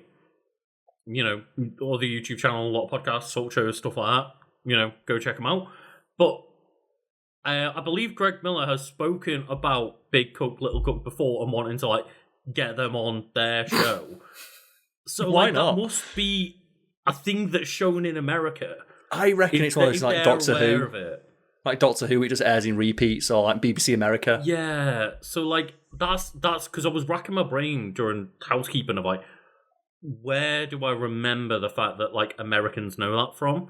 And I think it was, I'm fairly sure, and it was like, yeah, Greg Miller were Kind of Funny just talking about the fact that like his kids seen Big Cook, Little Cook before. Well, oddly enough, that's mentioned on the wiki, but we're not there yet. So, CBeebies aired repeats on the channel until February of 2012. Big Cook and Little Cook are both grown adults, but Small is only a few inches tall and flies around on a wooden spoon. And that might play into why Dan Wright couldn't get a date, because he... Similar, like, you know, I feel a kinship with him to an extent of like, hey, be known for something that maybe you don't want to be known for, or it's not the primary thing you'd like to be known for. I'm known for being a dickhead on the internet who drinks beer. It's not the worst thing to be known for, but I'm a man. I turned 35 in 2 weeks. Oh. It's not that, but he's known for playing a tiny inch-high chef who flies around on a wooden spoon. That's gotta suck. Yeah, it must be hard to like start or even get the beginnings of any other sort of career if that's the primary thing you're known for. Especially, you know, we all know that on those bios on dating apps, like height comes into it. And I think I'd leaned into it. If you list your height as 3 inches tall, how many matches are you getting? Just lean into it. Is the thing. It's the rule, right? I approach whatever success I've had, however fleeting, with the Rick Astley mindset. And I have always had a huge respect for Rick Astley when he was asked after Rick Rolling became a thing and his song, like, you know, it catapulted him back into like the charts and then made him like a household name to an entire new generation. He was asked by an interviewer, when you do shows, do you still sing Never Gonna Give You Up, or are you sick of singing that song? It's like, why would I ever get sick of singing the song that bought my house? Yeah. There's a percentage of my audience that are there to hear me sing that song. That's the only song of mine they know. They bought a ticket. I'm going to sing that song for them. And I really respect that mindset of it paid for my house. It's Fuck it. Another, you know, buying a house story is kind of when people ask John Boyega about Star Wars. And he's like, well, okay, I don't really want to return to it, but I could buy me and my parents houses individually. Like, they gave me a crap ton of money. I'm still appreciative of that. I'm not gonna just dunk on them completely. Like, he dunks on them jokingly a little bit. Yeah, I think he's got one of like the greatest ever of my Instagram posts where someone just like tagged him in a hate post, like, oh, here's you during the Star Wars movies, like, Ray. And he just recorded himself saying, here's me after Star Wars, paid. He's got some great social media clapbacks. Yeah. He's got an absolute he's got an S-tier rank on Twitter, but, you know, Big Cook and Little Cook, they're grown adults. Ben and the original Small were played by the aforementioned Steve Marsh and Dan Wright, respectively. The show made a comeback with a revival in 2022, so maybe this is why Americans know it. In this show, it's Big Cook Jen, played by Courtney Bowman. Ibanabo Jack as Big Cook Jen, and Courtney Bowman as Little Cook Small. Okay. Maybe then. Yeah. And it mentions here that the original series is available to watch on BritBox, Prime Video, and DVD, while Cake Entertainment holds the worldwide distribution rights to the revival, which is available on Apple TV. Right. So it could be any one of those. Maybe like Americans can watch it on Prime. Maybe they watch it on BritBox, which is a streaming service you can get in America that primarily focuses on like British television, sitcoms, and children's shows. Maybe Americans know the new Big Cook, Little Cook, not the older one. Yeah. Mm-hmm. And the funny thing is, well, like one of the things that you do, because we read a lot of Wikipedia articles doing this, is when you like mouse over the blue link to someone's name, you know if they're a big deal or not when they have like an actual photo on there. No one has a photo on here except for Courtney Bowman, who's an English stage actress and singer. Oh, fair enough, yeah. Respect, but yeah, that is the weird thing, is that, children's TV presenters / actors, whatever, depending on the show, they'll get seen by millions of people, but because those millions of people are either children who are 3 years old or adults that don't want to be seeing this in the background, they get like zero recognition, apart from the occasional time, like a Blue Peter or something. You get like your Blue Peter presenters, you get your Mr. Rogers or your Miss Rachel. What's the other one? It's like Bill Nye, the Science Guy. Bill Nye, yeah, of course. Yeah. There's a couple of like presenters who kind of like, they escaped that trapping. And like in the UK, specifically got Mr. Tumble. I don't know the fucking guy's name, but I know he's Mr. Tumble. But for example, I think there's Neil from Art Attack. Oh, he was legend. But Neil, if I met Neil in the pub, I would give him a tenner. But like fucking Neil from Art Attack. Absolutely legendary Neil from Art Attack. But he is Neil from Art Attack. He's Neil from Art Attack, yeah. He's nothing else. There's a couple of people though who have escaped from like, the children's television minds. One I think of is Miles Jupp. The comedian, so he's a very famous comedian. He was on Balamory. He was the guy who lived in the pink house in Balamory, which is another kids show, set on like a small like Scottish island where they have multicoloured houses, and each one of the multicoloured houses has a specific person in there. And Miles Jupp is a very successful British comedian today who cut his teeth as like a guy who lives in a bright pink castle wearing a kilt. It's weird, because in my head, I was going, who the hell is Miles Jupp? And I had one face in my mind, and it was Miles Jupp. Yeah. So it's one of those things where I know him, but I don't know him. Yeah. Here's the thing, though, as well. Yeah, I've seen him in plenty of things that weren't Balamory, yeah. Apparently, there is a revival series that's been announced, and guess who's coming back? Miss Hooley. Miss Hooley, I had the biggest crush on her. Who's Miss Hooley? Miss Hooley, like, she's like the main person. You clearly didn't watch Balamory. No. I had a little sister who was like 5-6 years younger than I am, so I watched it, and I had a crush on the actress who played Miss Hooley, Julie Wilson-Nimmo. So if you're out there, watching this video, give me a call. My younger cousin watched Balamory, but I didn't really pay much attention to the shows that were on when we were around. So yeah, I'm not that familiar with Balamory, but yeah, Karl's got his teenage crush getting a reboot. So yeah, I just like the idea. What I say, there's a couple of like people who've escaped those mines. Yeah, and you'd hope that the people who do like fall into. It's not falling into a trap. It's a very worthwhile job in the entertainment industry of like you entertain children. Oh, I can't think of a more noble the acting is not as much as actors try and pretend it is not a noble profession. I can't think of anything that is more noble than entertaining children, like a more worthwhile cause.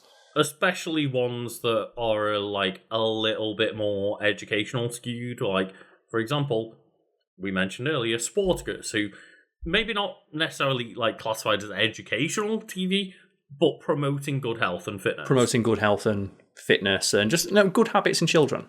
Exactly. And one person that maybe not classed as like breaking out, but as skewed into a different type of content is either Dick or Dom that every now and then turn up on my TikTok feed of home improvement person. Doing woodwork, right? Yeah, and like just ways to fix up your house and stuff. And I think it's Dom, but I can never be confident which one's which. They should bring Dick and Dom back, but make an adult version for all the people who watched it in the 90s and just get drunk. Yeah, that would be fantastic. Lucas, you can confirm, like you were a student in the 2000s. what club appearances, because it's a trend, I'm not sure if it's a thing in America, but in the UK, a trend in the UK is sort of club appearances in nightclubs from children's TV presenters. And who's riding high every weekend? The goddamn Chuckle Brothers. The Chuckle Brothers, who were just... I love the Chuckle Brothers. Again, Americans have no fucking clue who the Chuckle Brothers are. They were a comedic duo who did, I think Mr. Bean... And I think the fact they never got as successful as Mr. Bean, despite the fact Mr. Bean was 2 seasons, and the Chuckle Brothers ran for 30 straight years. But it's that kind of humour. Mr. Bean is iconic. Okay. But so are the Chuckle Brothers.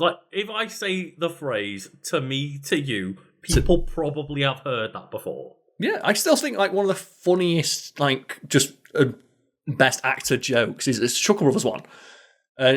Basic premise of the Chuckle Brothers for Americans who aren't familiar: it's 2 brothers, the Chuckle Brothers, who live together and just go on adventures and just inept.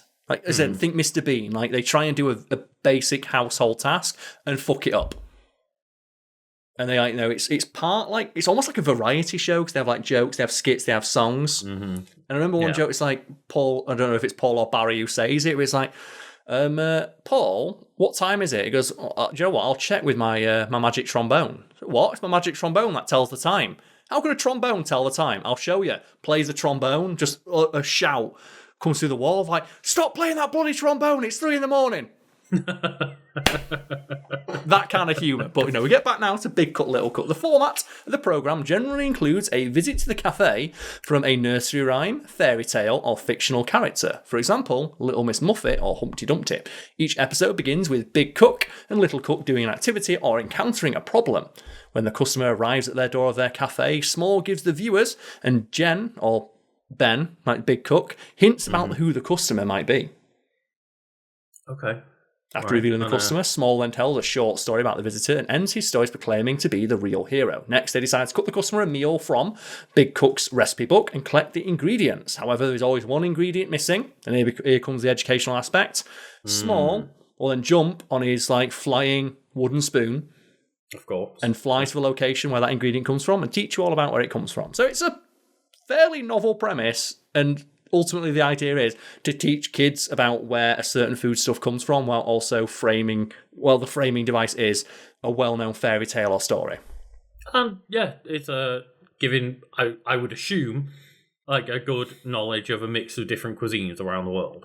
Plus as well, it can teach you healthy recipes. It encourages healthy eating and stuff like that. But couldn't you imagine if every single episode was just, this is the food from Hull, or from making fish and chips. Well, here's what I thought, Lucas, right? Because they have the series overview. And I'm going to tell you the customer who came in and see if you can guess what foodstuff they were made. Ooh, wouldn't that be fun? Yeah, let's make a game out of it. So we're going to start with episode 1, series 1, released in 2004. And the customer for that episode is a princess. Specifically, the princess and the pea. So it's the princess from the story, the princess and the pea. What do you think they made for that princess? So, episode 1, there is a potential. I know you made the joke of it. There is a potential of fish, chips, and mushy peas. They made her a princess pie. Pie and peas. Fuck is a princess pie? It's pie and peas. Princess and the pea. Traditional. And what ingredient do you think is missing in that episode, Lucas? Of course, it's the pea. The pea. Episode 2, Flower Fairy. What do you think they made for a flower fairy? Fairy bread? Butterfly cakes. Okay. So the people don't know, they're like the cupcakes where you cut the top out and turn them upside down in icing.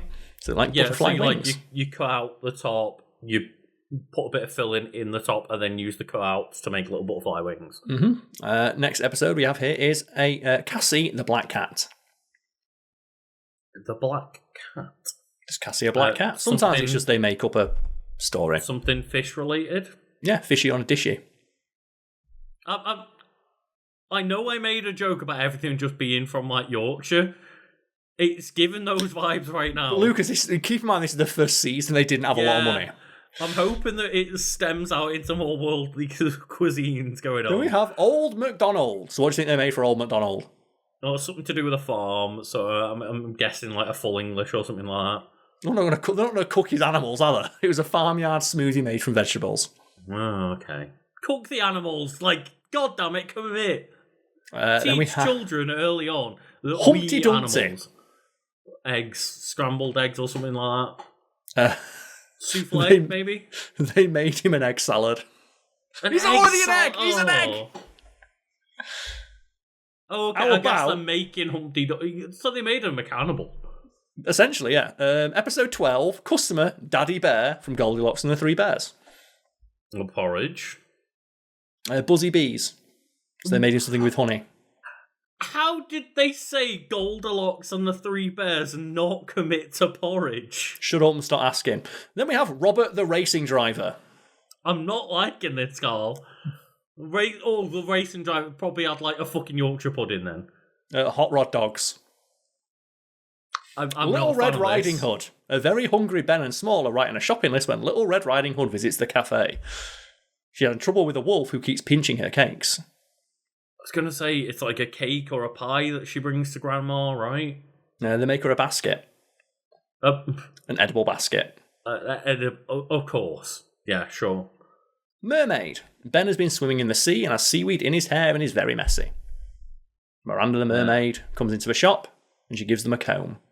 What do they give her? She wants some sushi made out of flounder. They give her soup. They're not even trying. What about Colin the crocodile? What do you think they gave Colin the crocodile? Captain Hook? I don't know. Apple Swamp, which is apple crumble. I am not impressed. You are not happy, are you? Let's move a bit further. How about Timothy the tortoise?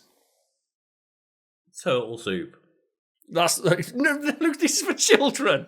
They make him a pita bread with salad in it called tortoise salad. Because it's a tortoise, it's pita bread upside down, it's a tortoise shell. Nah. You're so mad about this, aren't you? I'm real mad. How about Little Bo Peep? Well, my first mind goes to sheep, but we're not allowed to do that because we're not allowed to teach kids that food comes from animals. This one's actually pretty good. Okay, shepherd's pie. Bo Peep sheep, which is mashed potato. It's sheep. Okay. Lucas is so mad. No, Here we have season 2. Mary, quite contrary, from the nursery rhyme of the same name. All being fucking contrarians right now. Okay, what was it again? Mary, quite contrary. Mary, quite. Do you not know that the rhyme itself? I don't know that rhyme. So Mary, quite contrary. How does your garden grow? With silver bells and cockle shells and pretty maids in a row. That's the nursery rhyme. If that helps you think of what they made for her. Kind of shellfish, something. Fancy flowers. Edible flowers. So it's just like vegetables arranged in the shape of a flower. Penny the penguin.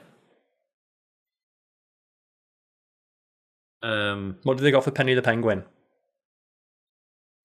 What penguins eat fish. Don't think what penguins eat. Think about thematically appropriate for a children's show. Well, I don't know what Penny the penguin means. It's a penguin. What do you associate with penguins? Ice. What's a meal that uses ice, or a snack that involves the use of ice? Snow cones. Yeah, they make an iceberg. See, now you're getting. I'd be a great children's TV presenter, save for all the swearing. Next, we have Daniel the dragon, who helps Ben get his kite back. What do they get for Daniel the dragon? Some kind of chicken wings? A croissant. Curls up like a dragon on the... Oh, Lucas is getting so mad! I was like, what helps him fly? Wings. Wings help him fly. Snow White. A classic fairy tale. Well, my mind immediately goes to the poison apple. Is it some kind of apple dish? No, it's 7 dwarf pies. They make one big pie and then 7 smaller ones. Oh. That's also the episode where they learn how custard's made. I am going to kill this show. How about Mortimer the mouse? This one's easy. He's a mouse. Surely it's something cheese related. Yeah, they make him cheesy mice. They make little mice out of cheese. What do you mean cheesy mice? What is cheesy mice? That's not a dish. You cut cheese into the shape of... It's a dish. It's in Big Cook's recipe book. That's just cheese. How about the Queen of Hearts? Edible roses. Jam tart. Queen of Hearts, jam tart, the little heart on it. Red like a heart. Garden gnome. So we've got Edwin the garden gnome. Oh, this is easy. What do you associate with garden gnomes, mate? I don't want to participate in this game anymore. Well, what do you associate with garden gnomes? Oh, being shit. Garden gnomes. I'm just real riled up at this point. Yeah, what do garden gnomes they normally depicted doing? Traditionally. I don't really know. Like hiding things? You a clue? I don't know my gnome lore enough. Well, like a lot of people sat in old ladies' gardens are there with a rod in their hand. Fishing. Fishing? Yeah. So the one time I don't get fish. Yeah. Fish fingers. Okay. Fish fingers for Edwin the garden gnome. Rodney the rabbit. What do you make for Rodney the rabbit? I don't know, an egg. There's a rabbit. Easter bunny eggs. Yeah, but it's not the Easter bunny. He's not there. It's Rodney the rabbit. Oh. He don't like being mistaken for the Easter bunny. That's racist. That's rabbit racism. It is. I'm hoping listeners can just tell. I'm so mad. Something carrot cake. Carrot cake. Yeah, you got it exactly right. Then we have Dorothy the diver. The diver. Dorothy the diver. Yeah, she's been diving. This one's easy. I can't believe you don't know this one. Mussels? Shark samosas. Duh. Samosas shaped like little sharks. Little Miss Muffet. Little Miss Muffet. Sat on a tuffet eating a curds and whey. What do you think they made for Little Miss Muffet? I guess custard. No, they made her noodles. Shaped like webs for the spider. Of course they did. Of course they did. God, you're such an idiot. How about Freddy the Pope? When I was saying, like, oh, cool, they're teaching them about worldly food, and it's like, no, they're just making the worst decisions possible. Then we have Freddy the Postman. This one's actually kind of fun. I like this one. Did they make, like, some weird letter-shaped thing? A pancake, because it's flat and you can post it to a letterbox. Right, they're making flat food. Cinderella. We all know Cinderella. Well, some pumpkin-related meal, like a big pumpkin pie. Pumpkin pie, got it in one. Yeah. There you go. See, you're not too bad at it. These are where it gets weird, though. We've got season 3 now. This is where you can tell they start to run out of ideas. They already were bad with the ideas. Come on, we've got 25 more episodes to go. Hansel and Gretel. Look, this is what's going to annoy you the most. What are Hansel and Gretel known for in the tale of Hansel and Gretel? Breadcrumbs and cooking gingerbread, witches. Right? Is it gingerbread crumbs? Is that what? No, it's vegetables. They make a house out of vegetables. Even though the story's about, because obviously it's a kid show, you can't make something that's too unhealthy. So it's got to be vegetables. The old lady who lived in a shoe. An edible shoe. A pastry boot. Yeah, you got it right. There you go. Okay. Oh, Phil the photographer.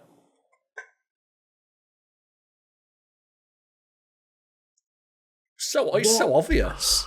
Can't believe you don't get this one. What? A photographer? Fish cakes. A fish cake camera. Of course. Aladdin. I'm having a mental breakdown. A carpet waffle. Carpet. Yeah, magic carpet waffle. Yeah, of course. Yeah. A gardener. A giant edible hedge. No, gardener's pickle. Well, the golden goose. Surely that's a giant golden egg. Plums. Sylvester the snake. How about Sylvester the snake? That's some Sylvester. That's some snaky pasta for you right there. Jack and Jill went up the hill. Jack went down. Broke his crown. Jill came tumbling after. Citrus punch. Duh. Go up to the goldfish. Well, this is what do you most associate with goldfish, food-wise? Fish food. Of course it's quiche, right? Of course it's quiche. How about Wee Willie Winky? What is happening? Wee Willie Winky what is happening, Karl? Wee Willie Winky from the Scottish nursery rhyme. Of course they make him a cake. Oh, my God. An archaeologist. Amanda the archaeologist. Surely that's some, like, dinosaur-related gimmick. Yeah, mashed potato shaped like a dinosaur. That's cheating. You can't They just did put mashed mashed potato in the potato shape of already. something and say it's the thing. They've already done it once. The 3 Billy Goats gruff. I don't know, lamb stew. Baguette's bridge. So it's just a baguette, but they put it onto the ends of the baguettes and make a little bridge. The gingerbread man. Cut the gingerbread man. Gumdrop buttons. Gingerbread people. That's rough, right? Make him eat his family. Okay. I'm so confused because They make him eat his own family. They make him a cannibal. How about Siegfried the Seagull? Well, that's got to be fish and chips, just nicking them out of your hands. Prawn cocktail. It's a fancy seagull, Lucas. Daphne the donkey. Donkey? Yeah, Daphne the donkey. What do donkeys eat, hey? I don't know. A munchy crunchy carrot. So ants on a log. Okay. So it's a carrot with peanut butter on it. Lionel the lion. They make him lion crumble. I know you're all about lion crumble. What's lion crumble? They use mango instead of apple, so it's yellow like a lion's mane. Obviously. Sing a Song of King from Sing a Song of Sixpence. Pocket full of rye.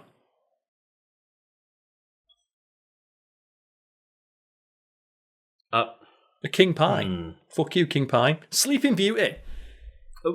Well, is king pie swans? Is it made of swans, at least? No. Just a pie. It's just a pie. Because if anyone doesn't know, I say that because the swans in England are owned by the royalty. Yeah. So, like, you still kick shit out of them, though. Go slap them one. I think that's technically illegal, and we're not allowed to eat them either, but the royalty are allowed to eat them. No, indeed, yeah. It's like sturgeons as well, right? But go on. Sleeping Beauty. Sleeping Beauty would be a dragon's head. No, Wake Up Juice. Well, you're not even trying now. If you're not going to guess, we're not playing. Well, I guessed gave up properly. a while ago, Karl. I think we all know. Okay, I'll pick a couple of ones that like stand out to me. The Pied Piper. Well, that would have to be something snake related, but I don't know what that would be. Pied Piper didn't deal with snakes. Snake sandwich. Rats. Wait, who's the one that... Oh, maybe I'm just getting my... That's St. Patrick. Mixed up. You don't know your fairy tales and your nursery rhymes. Yeah, St. Patrick drew the snakes out of Ireland, right? Yeah, the rat. So what would rats be again? Cheese? No, cheeky potato rats. So it's mashed potato shaped like a rat. Like, they really fell into the thing. They really like just shaping mashed potato. Mashed potato. Oh, do you want to go for... What about should we go for a few from the Revival series? See if any of those are better. Are any of those better, Karl? You tell me. What about Wayne the Whale? What do you think they made for Wayne the Whale? Some weird mashed potato krill. No, they made him an aubergine whale. Which I like an aubergine, an eggplant. That kind of looks like a whale. It's a bit whaley, yeah. It's a bit whaley. The Big Bad Wolf. The fuck you're going to get for the bacon double cheeseburger, you think, right? Oh, I would assume something pig related or pork related. No, man, the Big Bad Bean Burger. Let's go for the Big Bad Wolf. You got to make sure that veggie wolf is in. No, veggie wolf. The Incy Wincy Spider. Oh, no. This one just I want to say it out loud. I don't know, like a icing web cake. They made him spider power balls. What? I don't know what the fuck they are, and I don't care. Oh, Humpty Dumpty came back. Did they make him eat eggs this time? They've got eggs again. He had an egg salad when he went, but he went back to the restaurant. What do you think they got for Humpty Dumpty again? I'll give you a clue. It is egg related. Okay, eggs on toast. A Scotch egg. A Scotch egg. And to clarify, I'm aware Humpty Dumpty technically never alluded to as an egg. No. In the rhyme or the poem or whatever it is, the song. Well, I think we're starting to run out of ideas, Lucas, because guess who came back? Princess and the Pea. We're only just starting to run out of ideas, are we, Karl? Yeah, they got another one. Princess. After we've done mashed potato like 4 times. What did you get for Princess and the Pea? I'll give you a clue. Bed-themed. Lasagna? No, think of a food. Like think of a food. They're just layers. Okay, yeah, layers. Do you know what? Lasagna makes more sense than a samosa pillow. For fuck's sake. A lasagna, that's actually a really good idea. Would be a good... Because it's got the layers. That's actually really fun. Do you know what we should have done? We should have thought of better things we could have done for these. Right? How about the Pied Piper again? The Pied Piper again? Yeah. Right. Is this time it associated with cheese?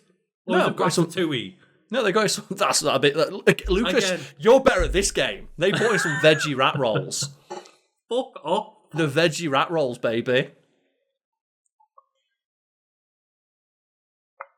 Oh man, I didn't know I'd be getting so heated. Oh, this one's over great. Big Cook, Kamal Little the Cook. crocodile. Okay. Fruit or vegetable that kind of looks like a crocodile, long and green. You can't say Kermit's dick. Come on. Cucumber. Courgette. Crocodile. And then let's just, fucking hell, it goes, there's another like 25 episodes. Oh my god. No, this one's good. Okay.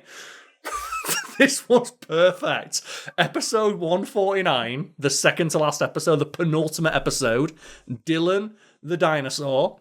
Jen and Small have a sleepover, but Small have a toothbrush that's her size. Dylan, the dinosaur, comes to visit, and Small flies off to see how peppers grow. So it's a dish that contains peppers, and they cook something up for their Jurassic guest, Dylan, the dinosaur.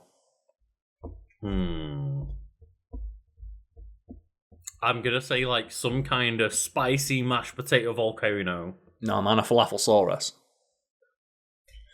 Yes! Because at very Because least of course. it could have been like a mashed potato volcano with those like breaded dinosaur. Like, they were great. And have them and like a chili sauce like coming out of the volcano, a red hot chili sauce. That'd be traumatizing though, right? Not maybe for the 3-year-old watching it, yeah. Like those turkey dinosaurs. Those turkey Do you remember, dinosaurs. Did you ever go Morrison's as a kid? One of my favourite little, like, jokey meals. The little, like, breaded turkey dinosaurs, the mashed potato mountain, the broccoli for the trees, and then the gravy for the lava. Yeah. One of the ways, my dad used to get me and my brother to eat our food is pretend the food was something else. Mm-hmm. Like it's not beans on toast. No, it's monsters. And you're eating, all the monster juice. So, final episode then, Karl.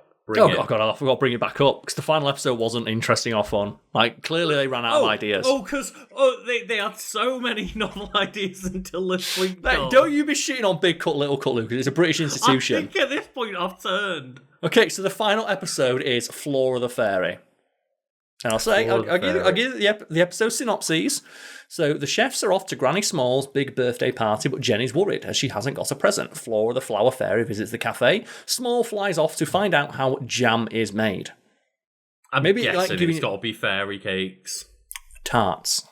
Jam. Really? So jam tarts. You didn't end on fairy cakes for the fairy? No. Then he got cancelled. Bring it back. Me and Lucas can be big and small. No. But make me small. Cancel it. Unless I get to make some culinary decisions, keep it cancelled. Monica the Magpie with a fruity nest. I'd be so... I bet this is the kind of show, if you watch it high off your ass, I bet it's amazing. I'm so mad. It is. But folks at home, what an adventure, eh? Bring it back. I think I'd be a great children's television presenter. I would unironically love to present a show like this as long as I had a co-star who was like you and who did not want to be there. And my unrelenting optimism just made you look so pissed off. I'm normally the optimistic one. You've sent me to dark places today, Karl. It's because you just can't handle the unrelenting whimsy and swag.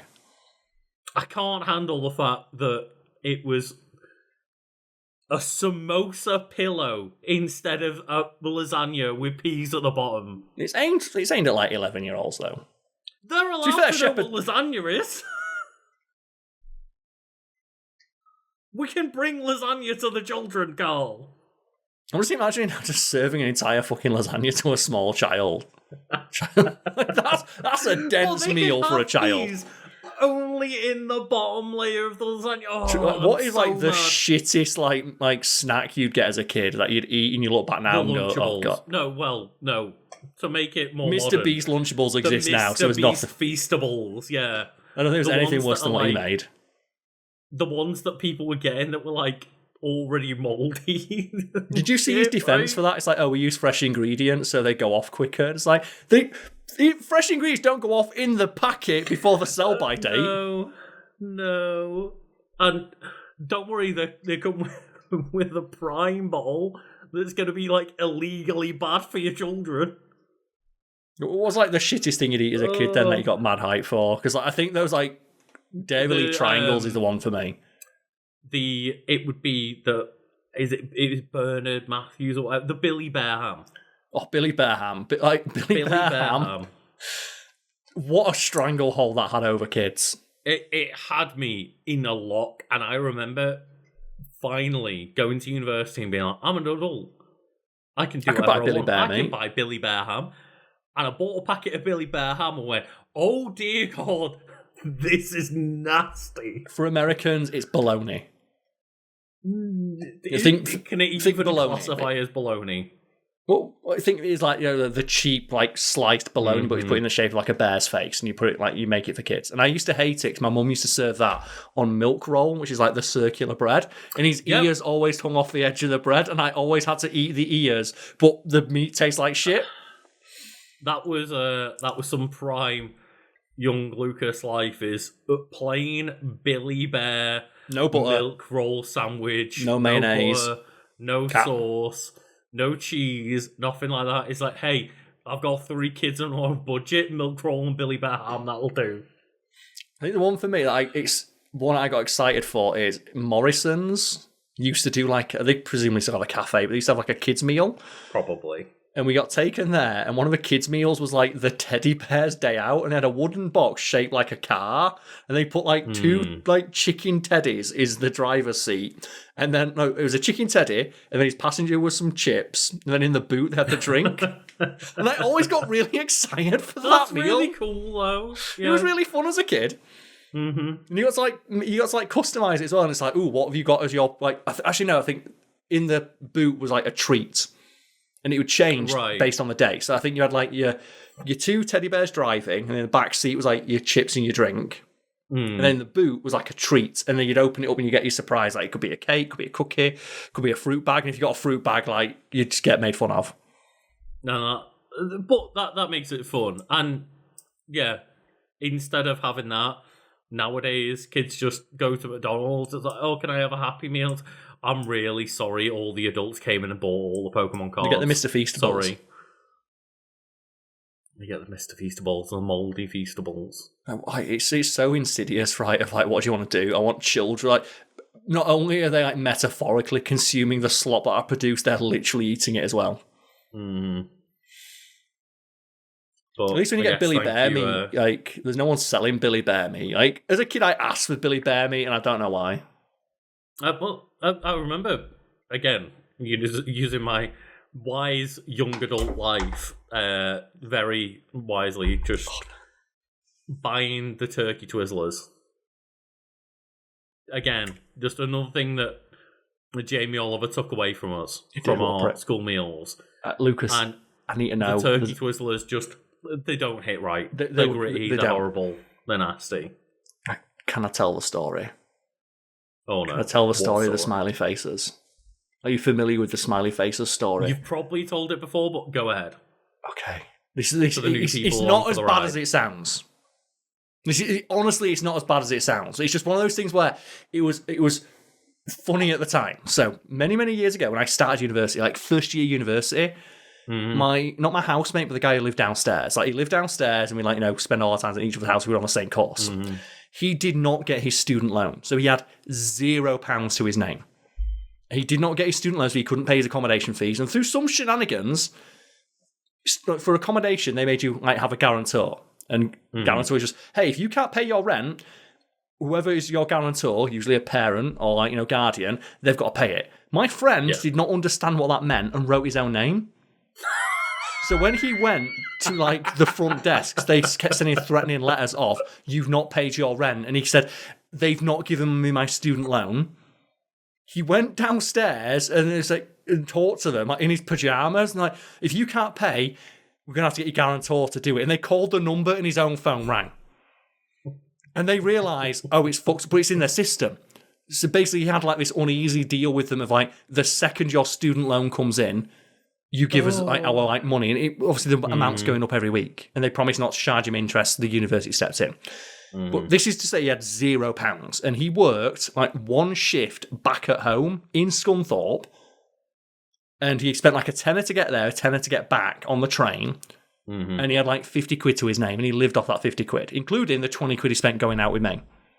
And all he ate for the entirety of like, I think it was like a year. He didn't get it for a year. He ate the cheapest mushy peas you could buy them in crates, put them under his bed, and he would buy the absolute cheapest, shittiest like potato croquettes. And that was it. And then he'd just like live off whatever he could scrounge.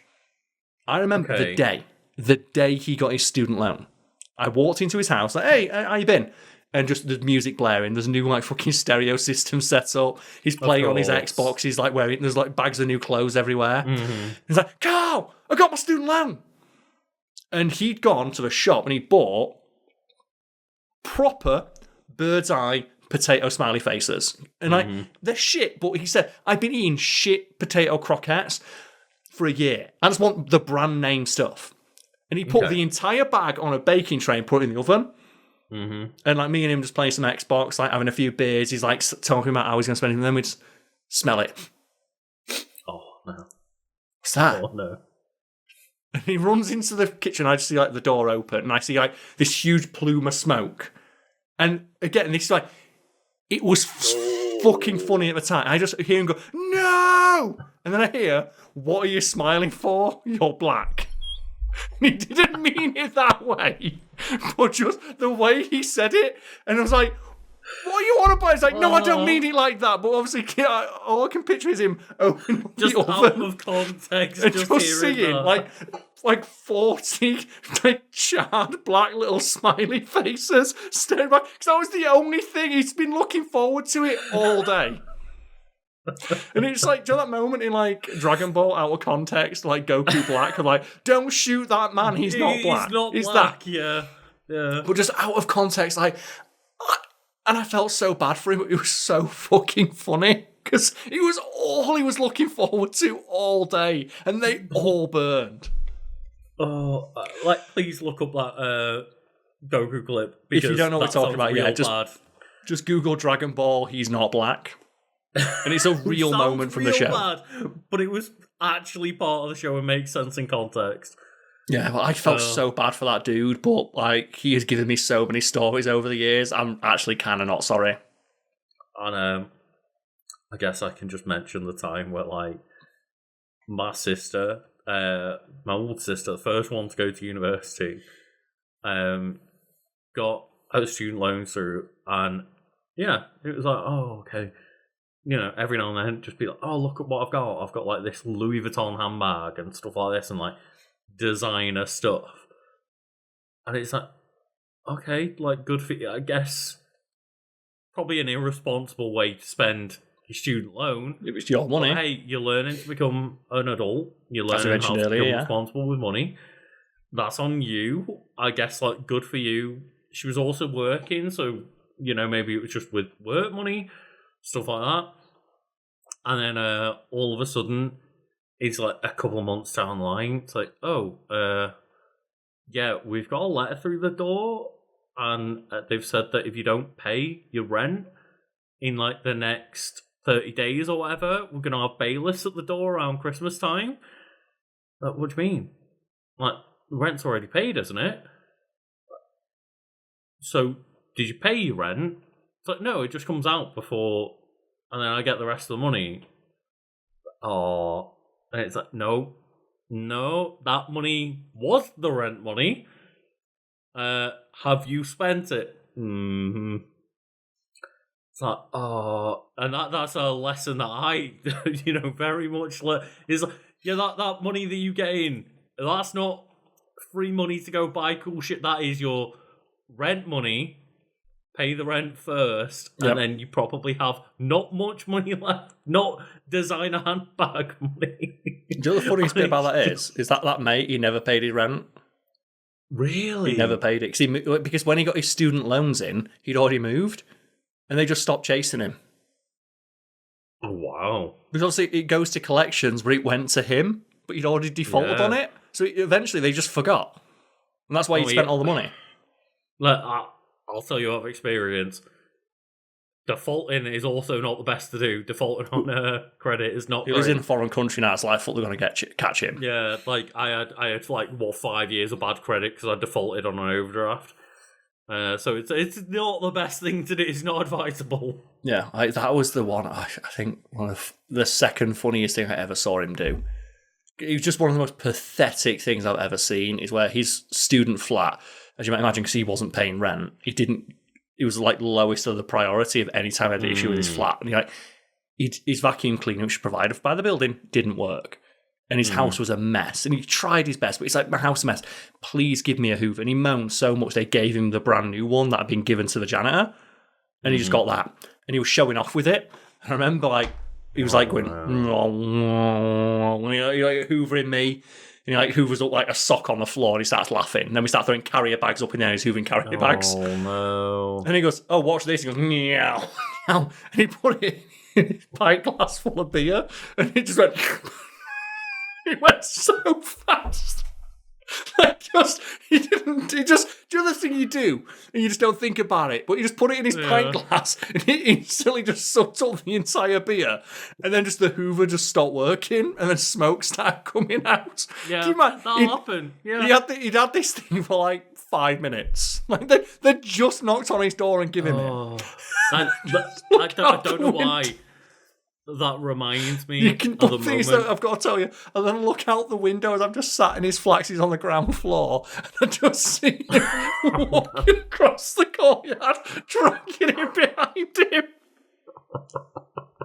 Henry. He's broken. He don't give, but he'd had it 5 minutes, and it was brand new, and he had to convince him that it didn't work.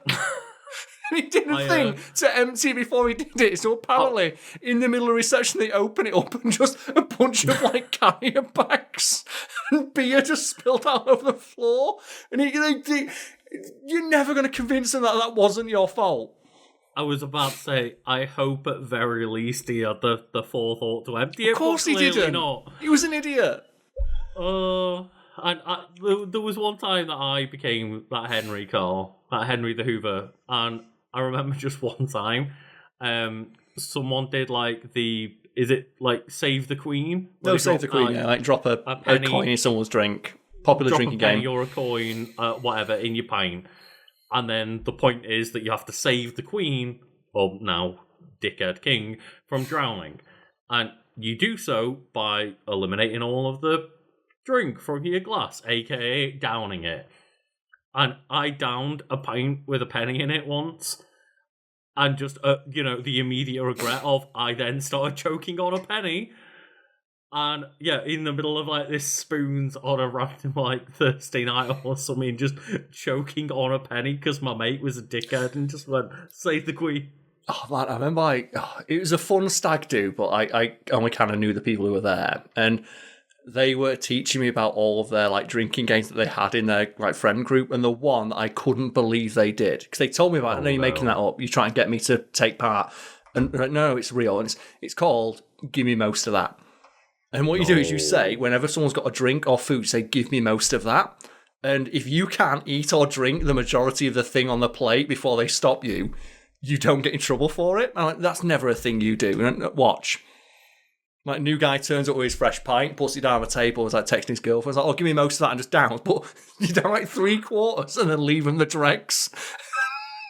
And he had to go buy another one because that was just the rule of that friend group. What the fuck? Just give me... But the thing is, it's the specific detail of leaving enough. Leaving a little bit. Leaving a little bit. Yeah. So it's come on, a cheeseburger, give me most of that. And try and eat 3/4 of a cheeseburger in one bite. No, I couldn't live by I that would never rule. go back to university. I'm so glad of the years I spent there. I mentioned earlier the importance of higher education. Part of the importance is like the social aspect. I would never go back. I'm very fond of the memories. Yeah, I'm not fond of that memory of yours. I'm glad that you weren't trying to bring that into our friendship group, because I'd have had none of it. I'm bringing it back. Next time we go for a pint, I'm just going to say, give me most of that. Give me most of that. That's the rule, though. You've got to drink most of it before I stop you, and if you don't, you've got to buy me another one. Oh, I can't wait till we get a message in our Discord. If I tried it, my mate punched me in the face. Yeah. If it's not an established rule, then good luck. Either way, yeah. Oh, God, we went some places here, for fuck yeah. We went some wild places, and thank you all if anyone is still watching. They better be. That was a fun story. That was a fun podcast, I would like to think. I was dropping some of my best anecdotes. Thank you all for watching, and hope we all have a lovely day. Go check out the links below and all that good jazz. But yeah. See you all next time. Thank you very much for sticking to the end. See you next time. So, Lucas, this is the second thing we're recording in 2026. How was your 2025, my friend? 2025, I've had better years, I'm not going to lie, but hopefully 2026, I was going to say goes well, but we're off to a start of, the first thing we recorded is unusable, let's try again. And we could have realistically used that recording, but we want the shout-outs for our supporters on Patreon to be in the highest quality possible we're able to produce them. Of course, yeah, and the first person that we have to thank, of course, on our shout-out tier on our Patreon, is Be of Awesome, another month, another zesty expedition. Can you both say this one 3 times fast? One smart fellow, he felt smart. One smart fellow, he felt smart. One smart fellow, he smelled... No, I can't. You almost made it. The best bit is you almost didn't pronounce the beginning of that name, so I'll give it a go now. One smart fellow, he felt smart. One smart fellow, he felt smart. One smart fellow, he felt smart. And yeah, I like tongue twisters. I had to do a lot of tongue twisters when I was younger to help me overcome a stutter and help with the cadence of my speech because I spoke too quickly, ironically enough. And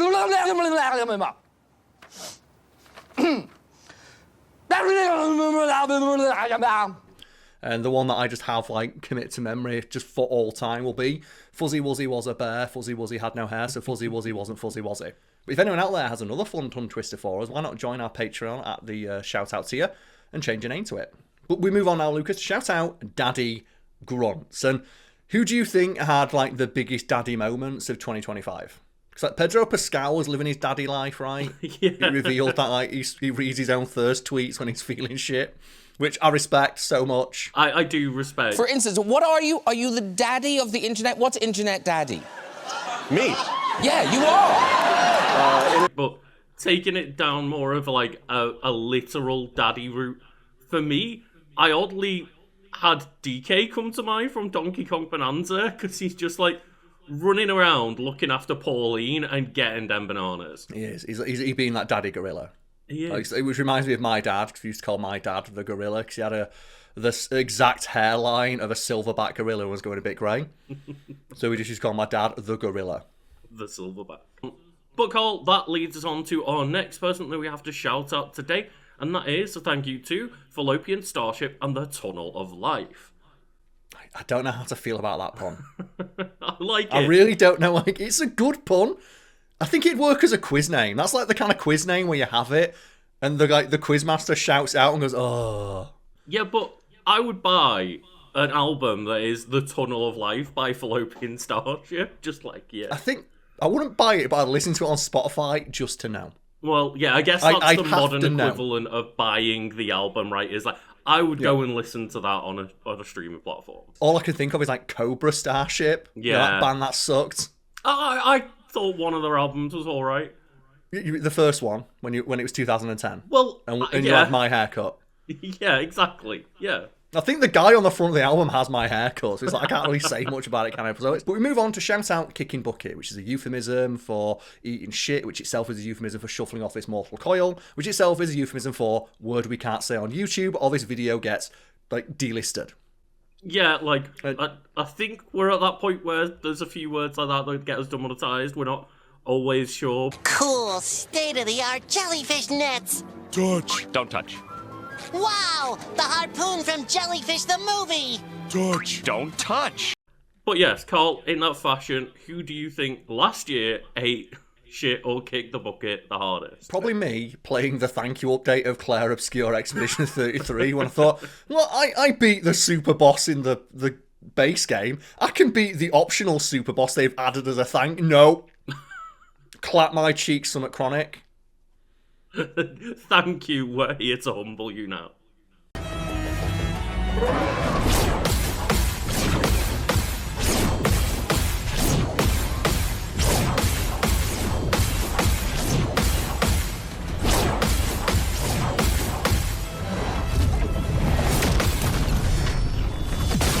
I won't spoil it, but when I went into the area with the optional super boss, and it was 2 super bosses from the previous base game, I'm fucked, and they attack at the same time. It's well, I'm done. And the next person that we have to say thank you to is a support from someone that might sound slightly familiar. That is Kyle Tiny Forest.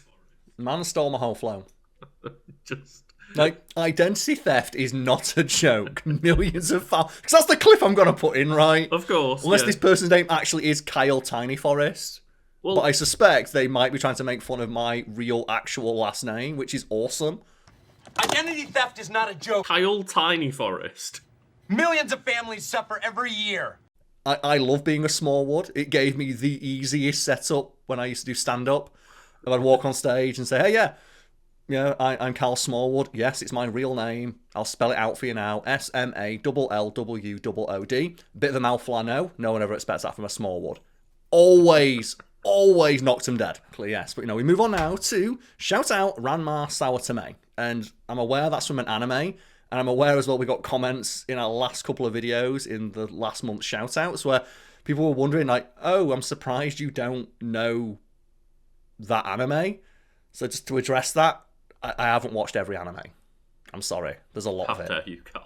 Card captors, a mystic adventure. Card captors, a quest for all time. Card captors. Card captors. I just, caught up on My Hero Academia and the latest arc of One Piece.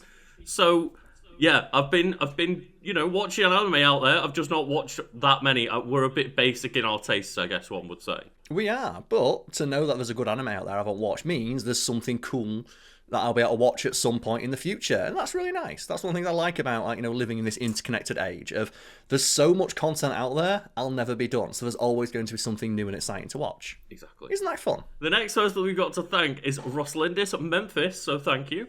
And Karl's going to have fun once again trying to find a way to incorporate walking in Memphis into this. So I'm going to pull back the curtain. I edit these end of video shout-outs, and I like to put in a fun, personalised clip for each person who shouts us out as a thank you and as a challenge to myself.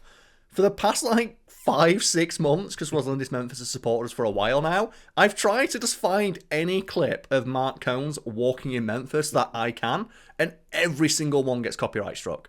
I even tried putting Nightcore in, that got copyright struck. I tried speeding up the Nightcore, which itself is just the song sped up, and that got copyright. I put Nightcore squared in, and it still got copyright struck. I'm waiting. I'm running out of genres.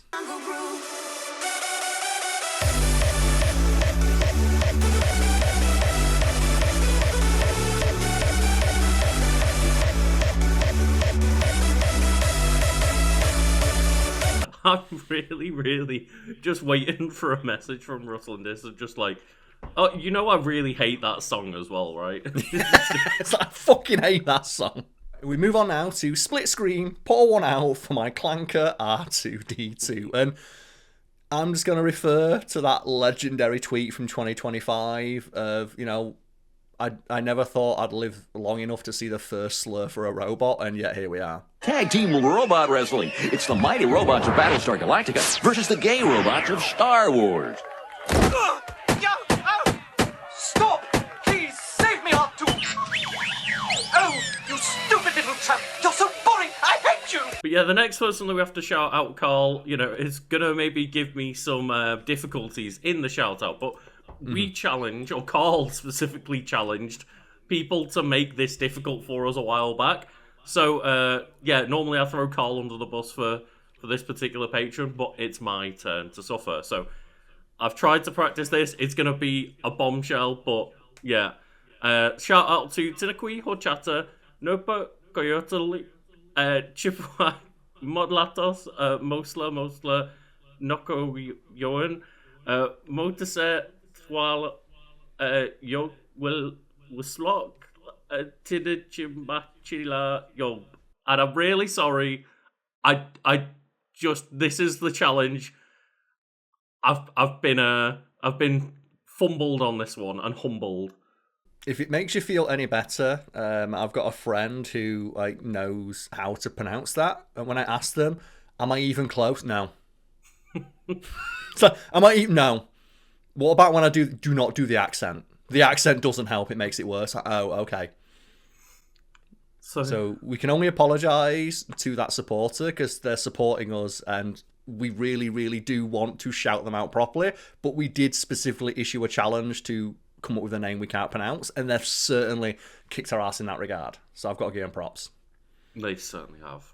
Yeah. I also give a props to ghost emoji, ghost emoji, ghost emoji, ghost emoji, little ghost emoji, ghost emoji, ghost emoji, ghost emoji. And I appreciate that every single month, little ghost adds another ghost to their name, and I'm waiting for them to start calling themselves Big Ghost. Massive Ghost. Ginormo Ghost. Yeah, because the amount of ghost emojis is ever increasing every month, so at some point there's going to be Army of the Dead level, just ghost emojis. I'm just waiting for it to do like a boo from Mario, of when we turn around, more ghosts appear and we don't notice it.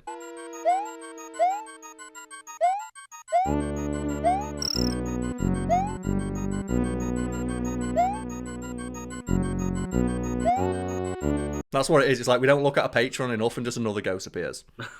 And the person to shout out is Burning Dragon, and then they put in Morse code, just, "Hey Karl and Lucas, love the content," which, what a nice way to start the year. Just, yeah, love the content. And seeing it in Morse code makes me realise why Morse code is only used by people on ships. The fuck else are they going to do?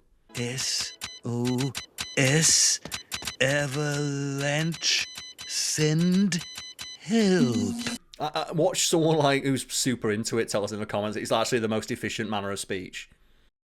I guess it kind of is, because it's pretty, universally easy to understand, right?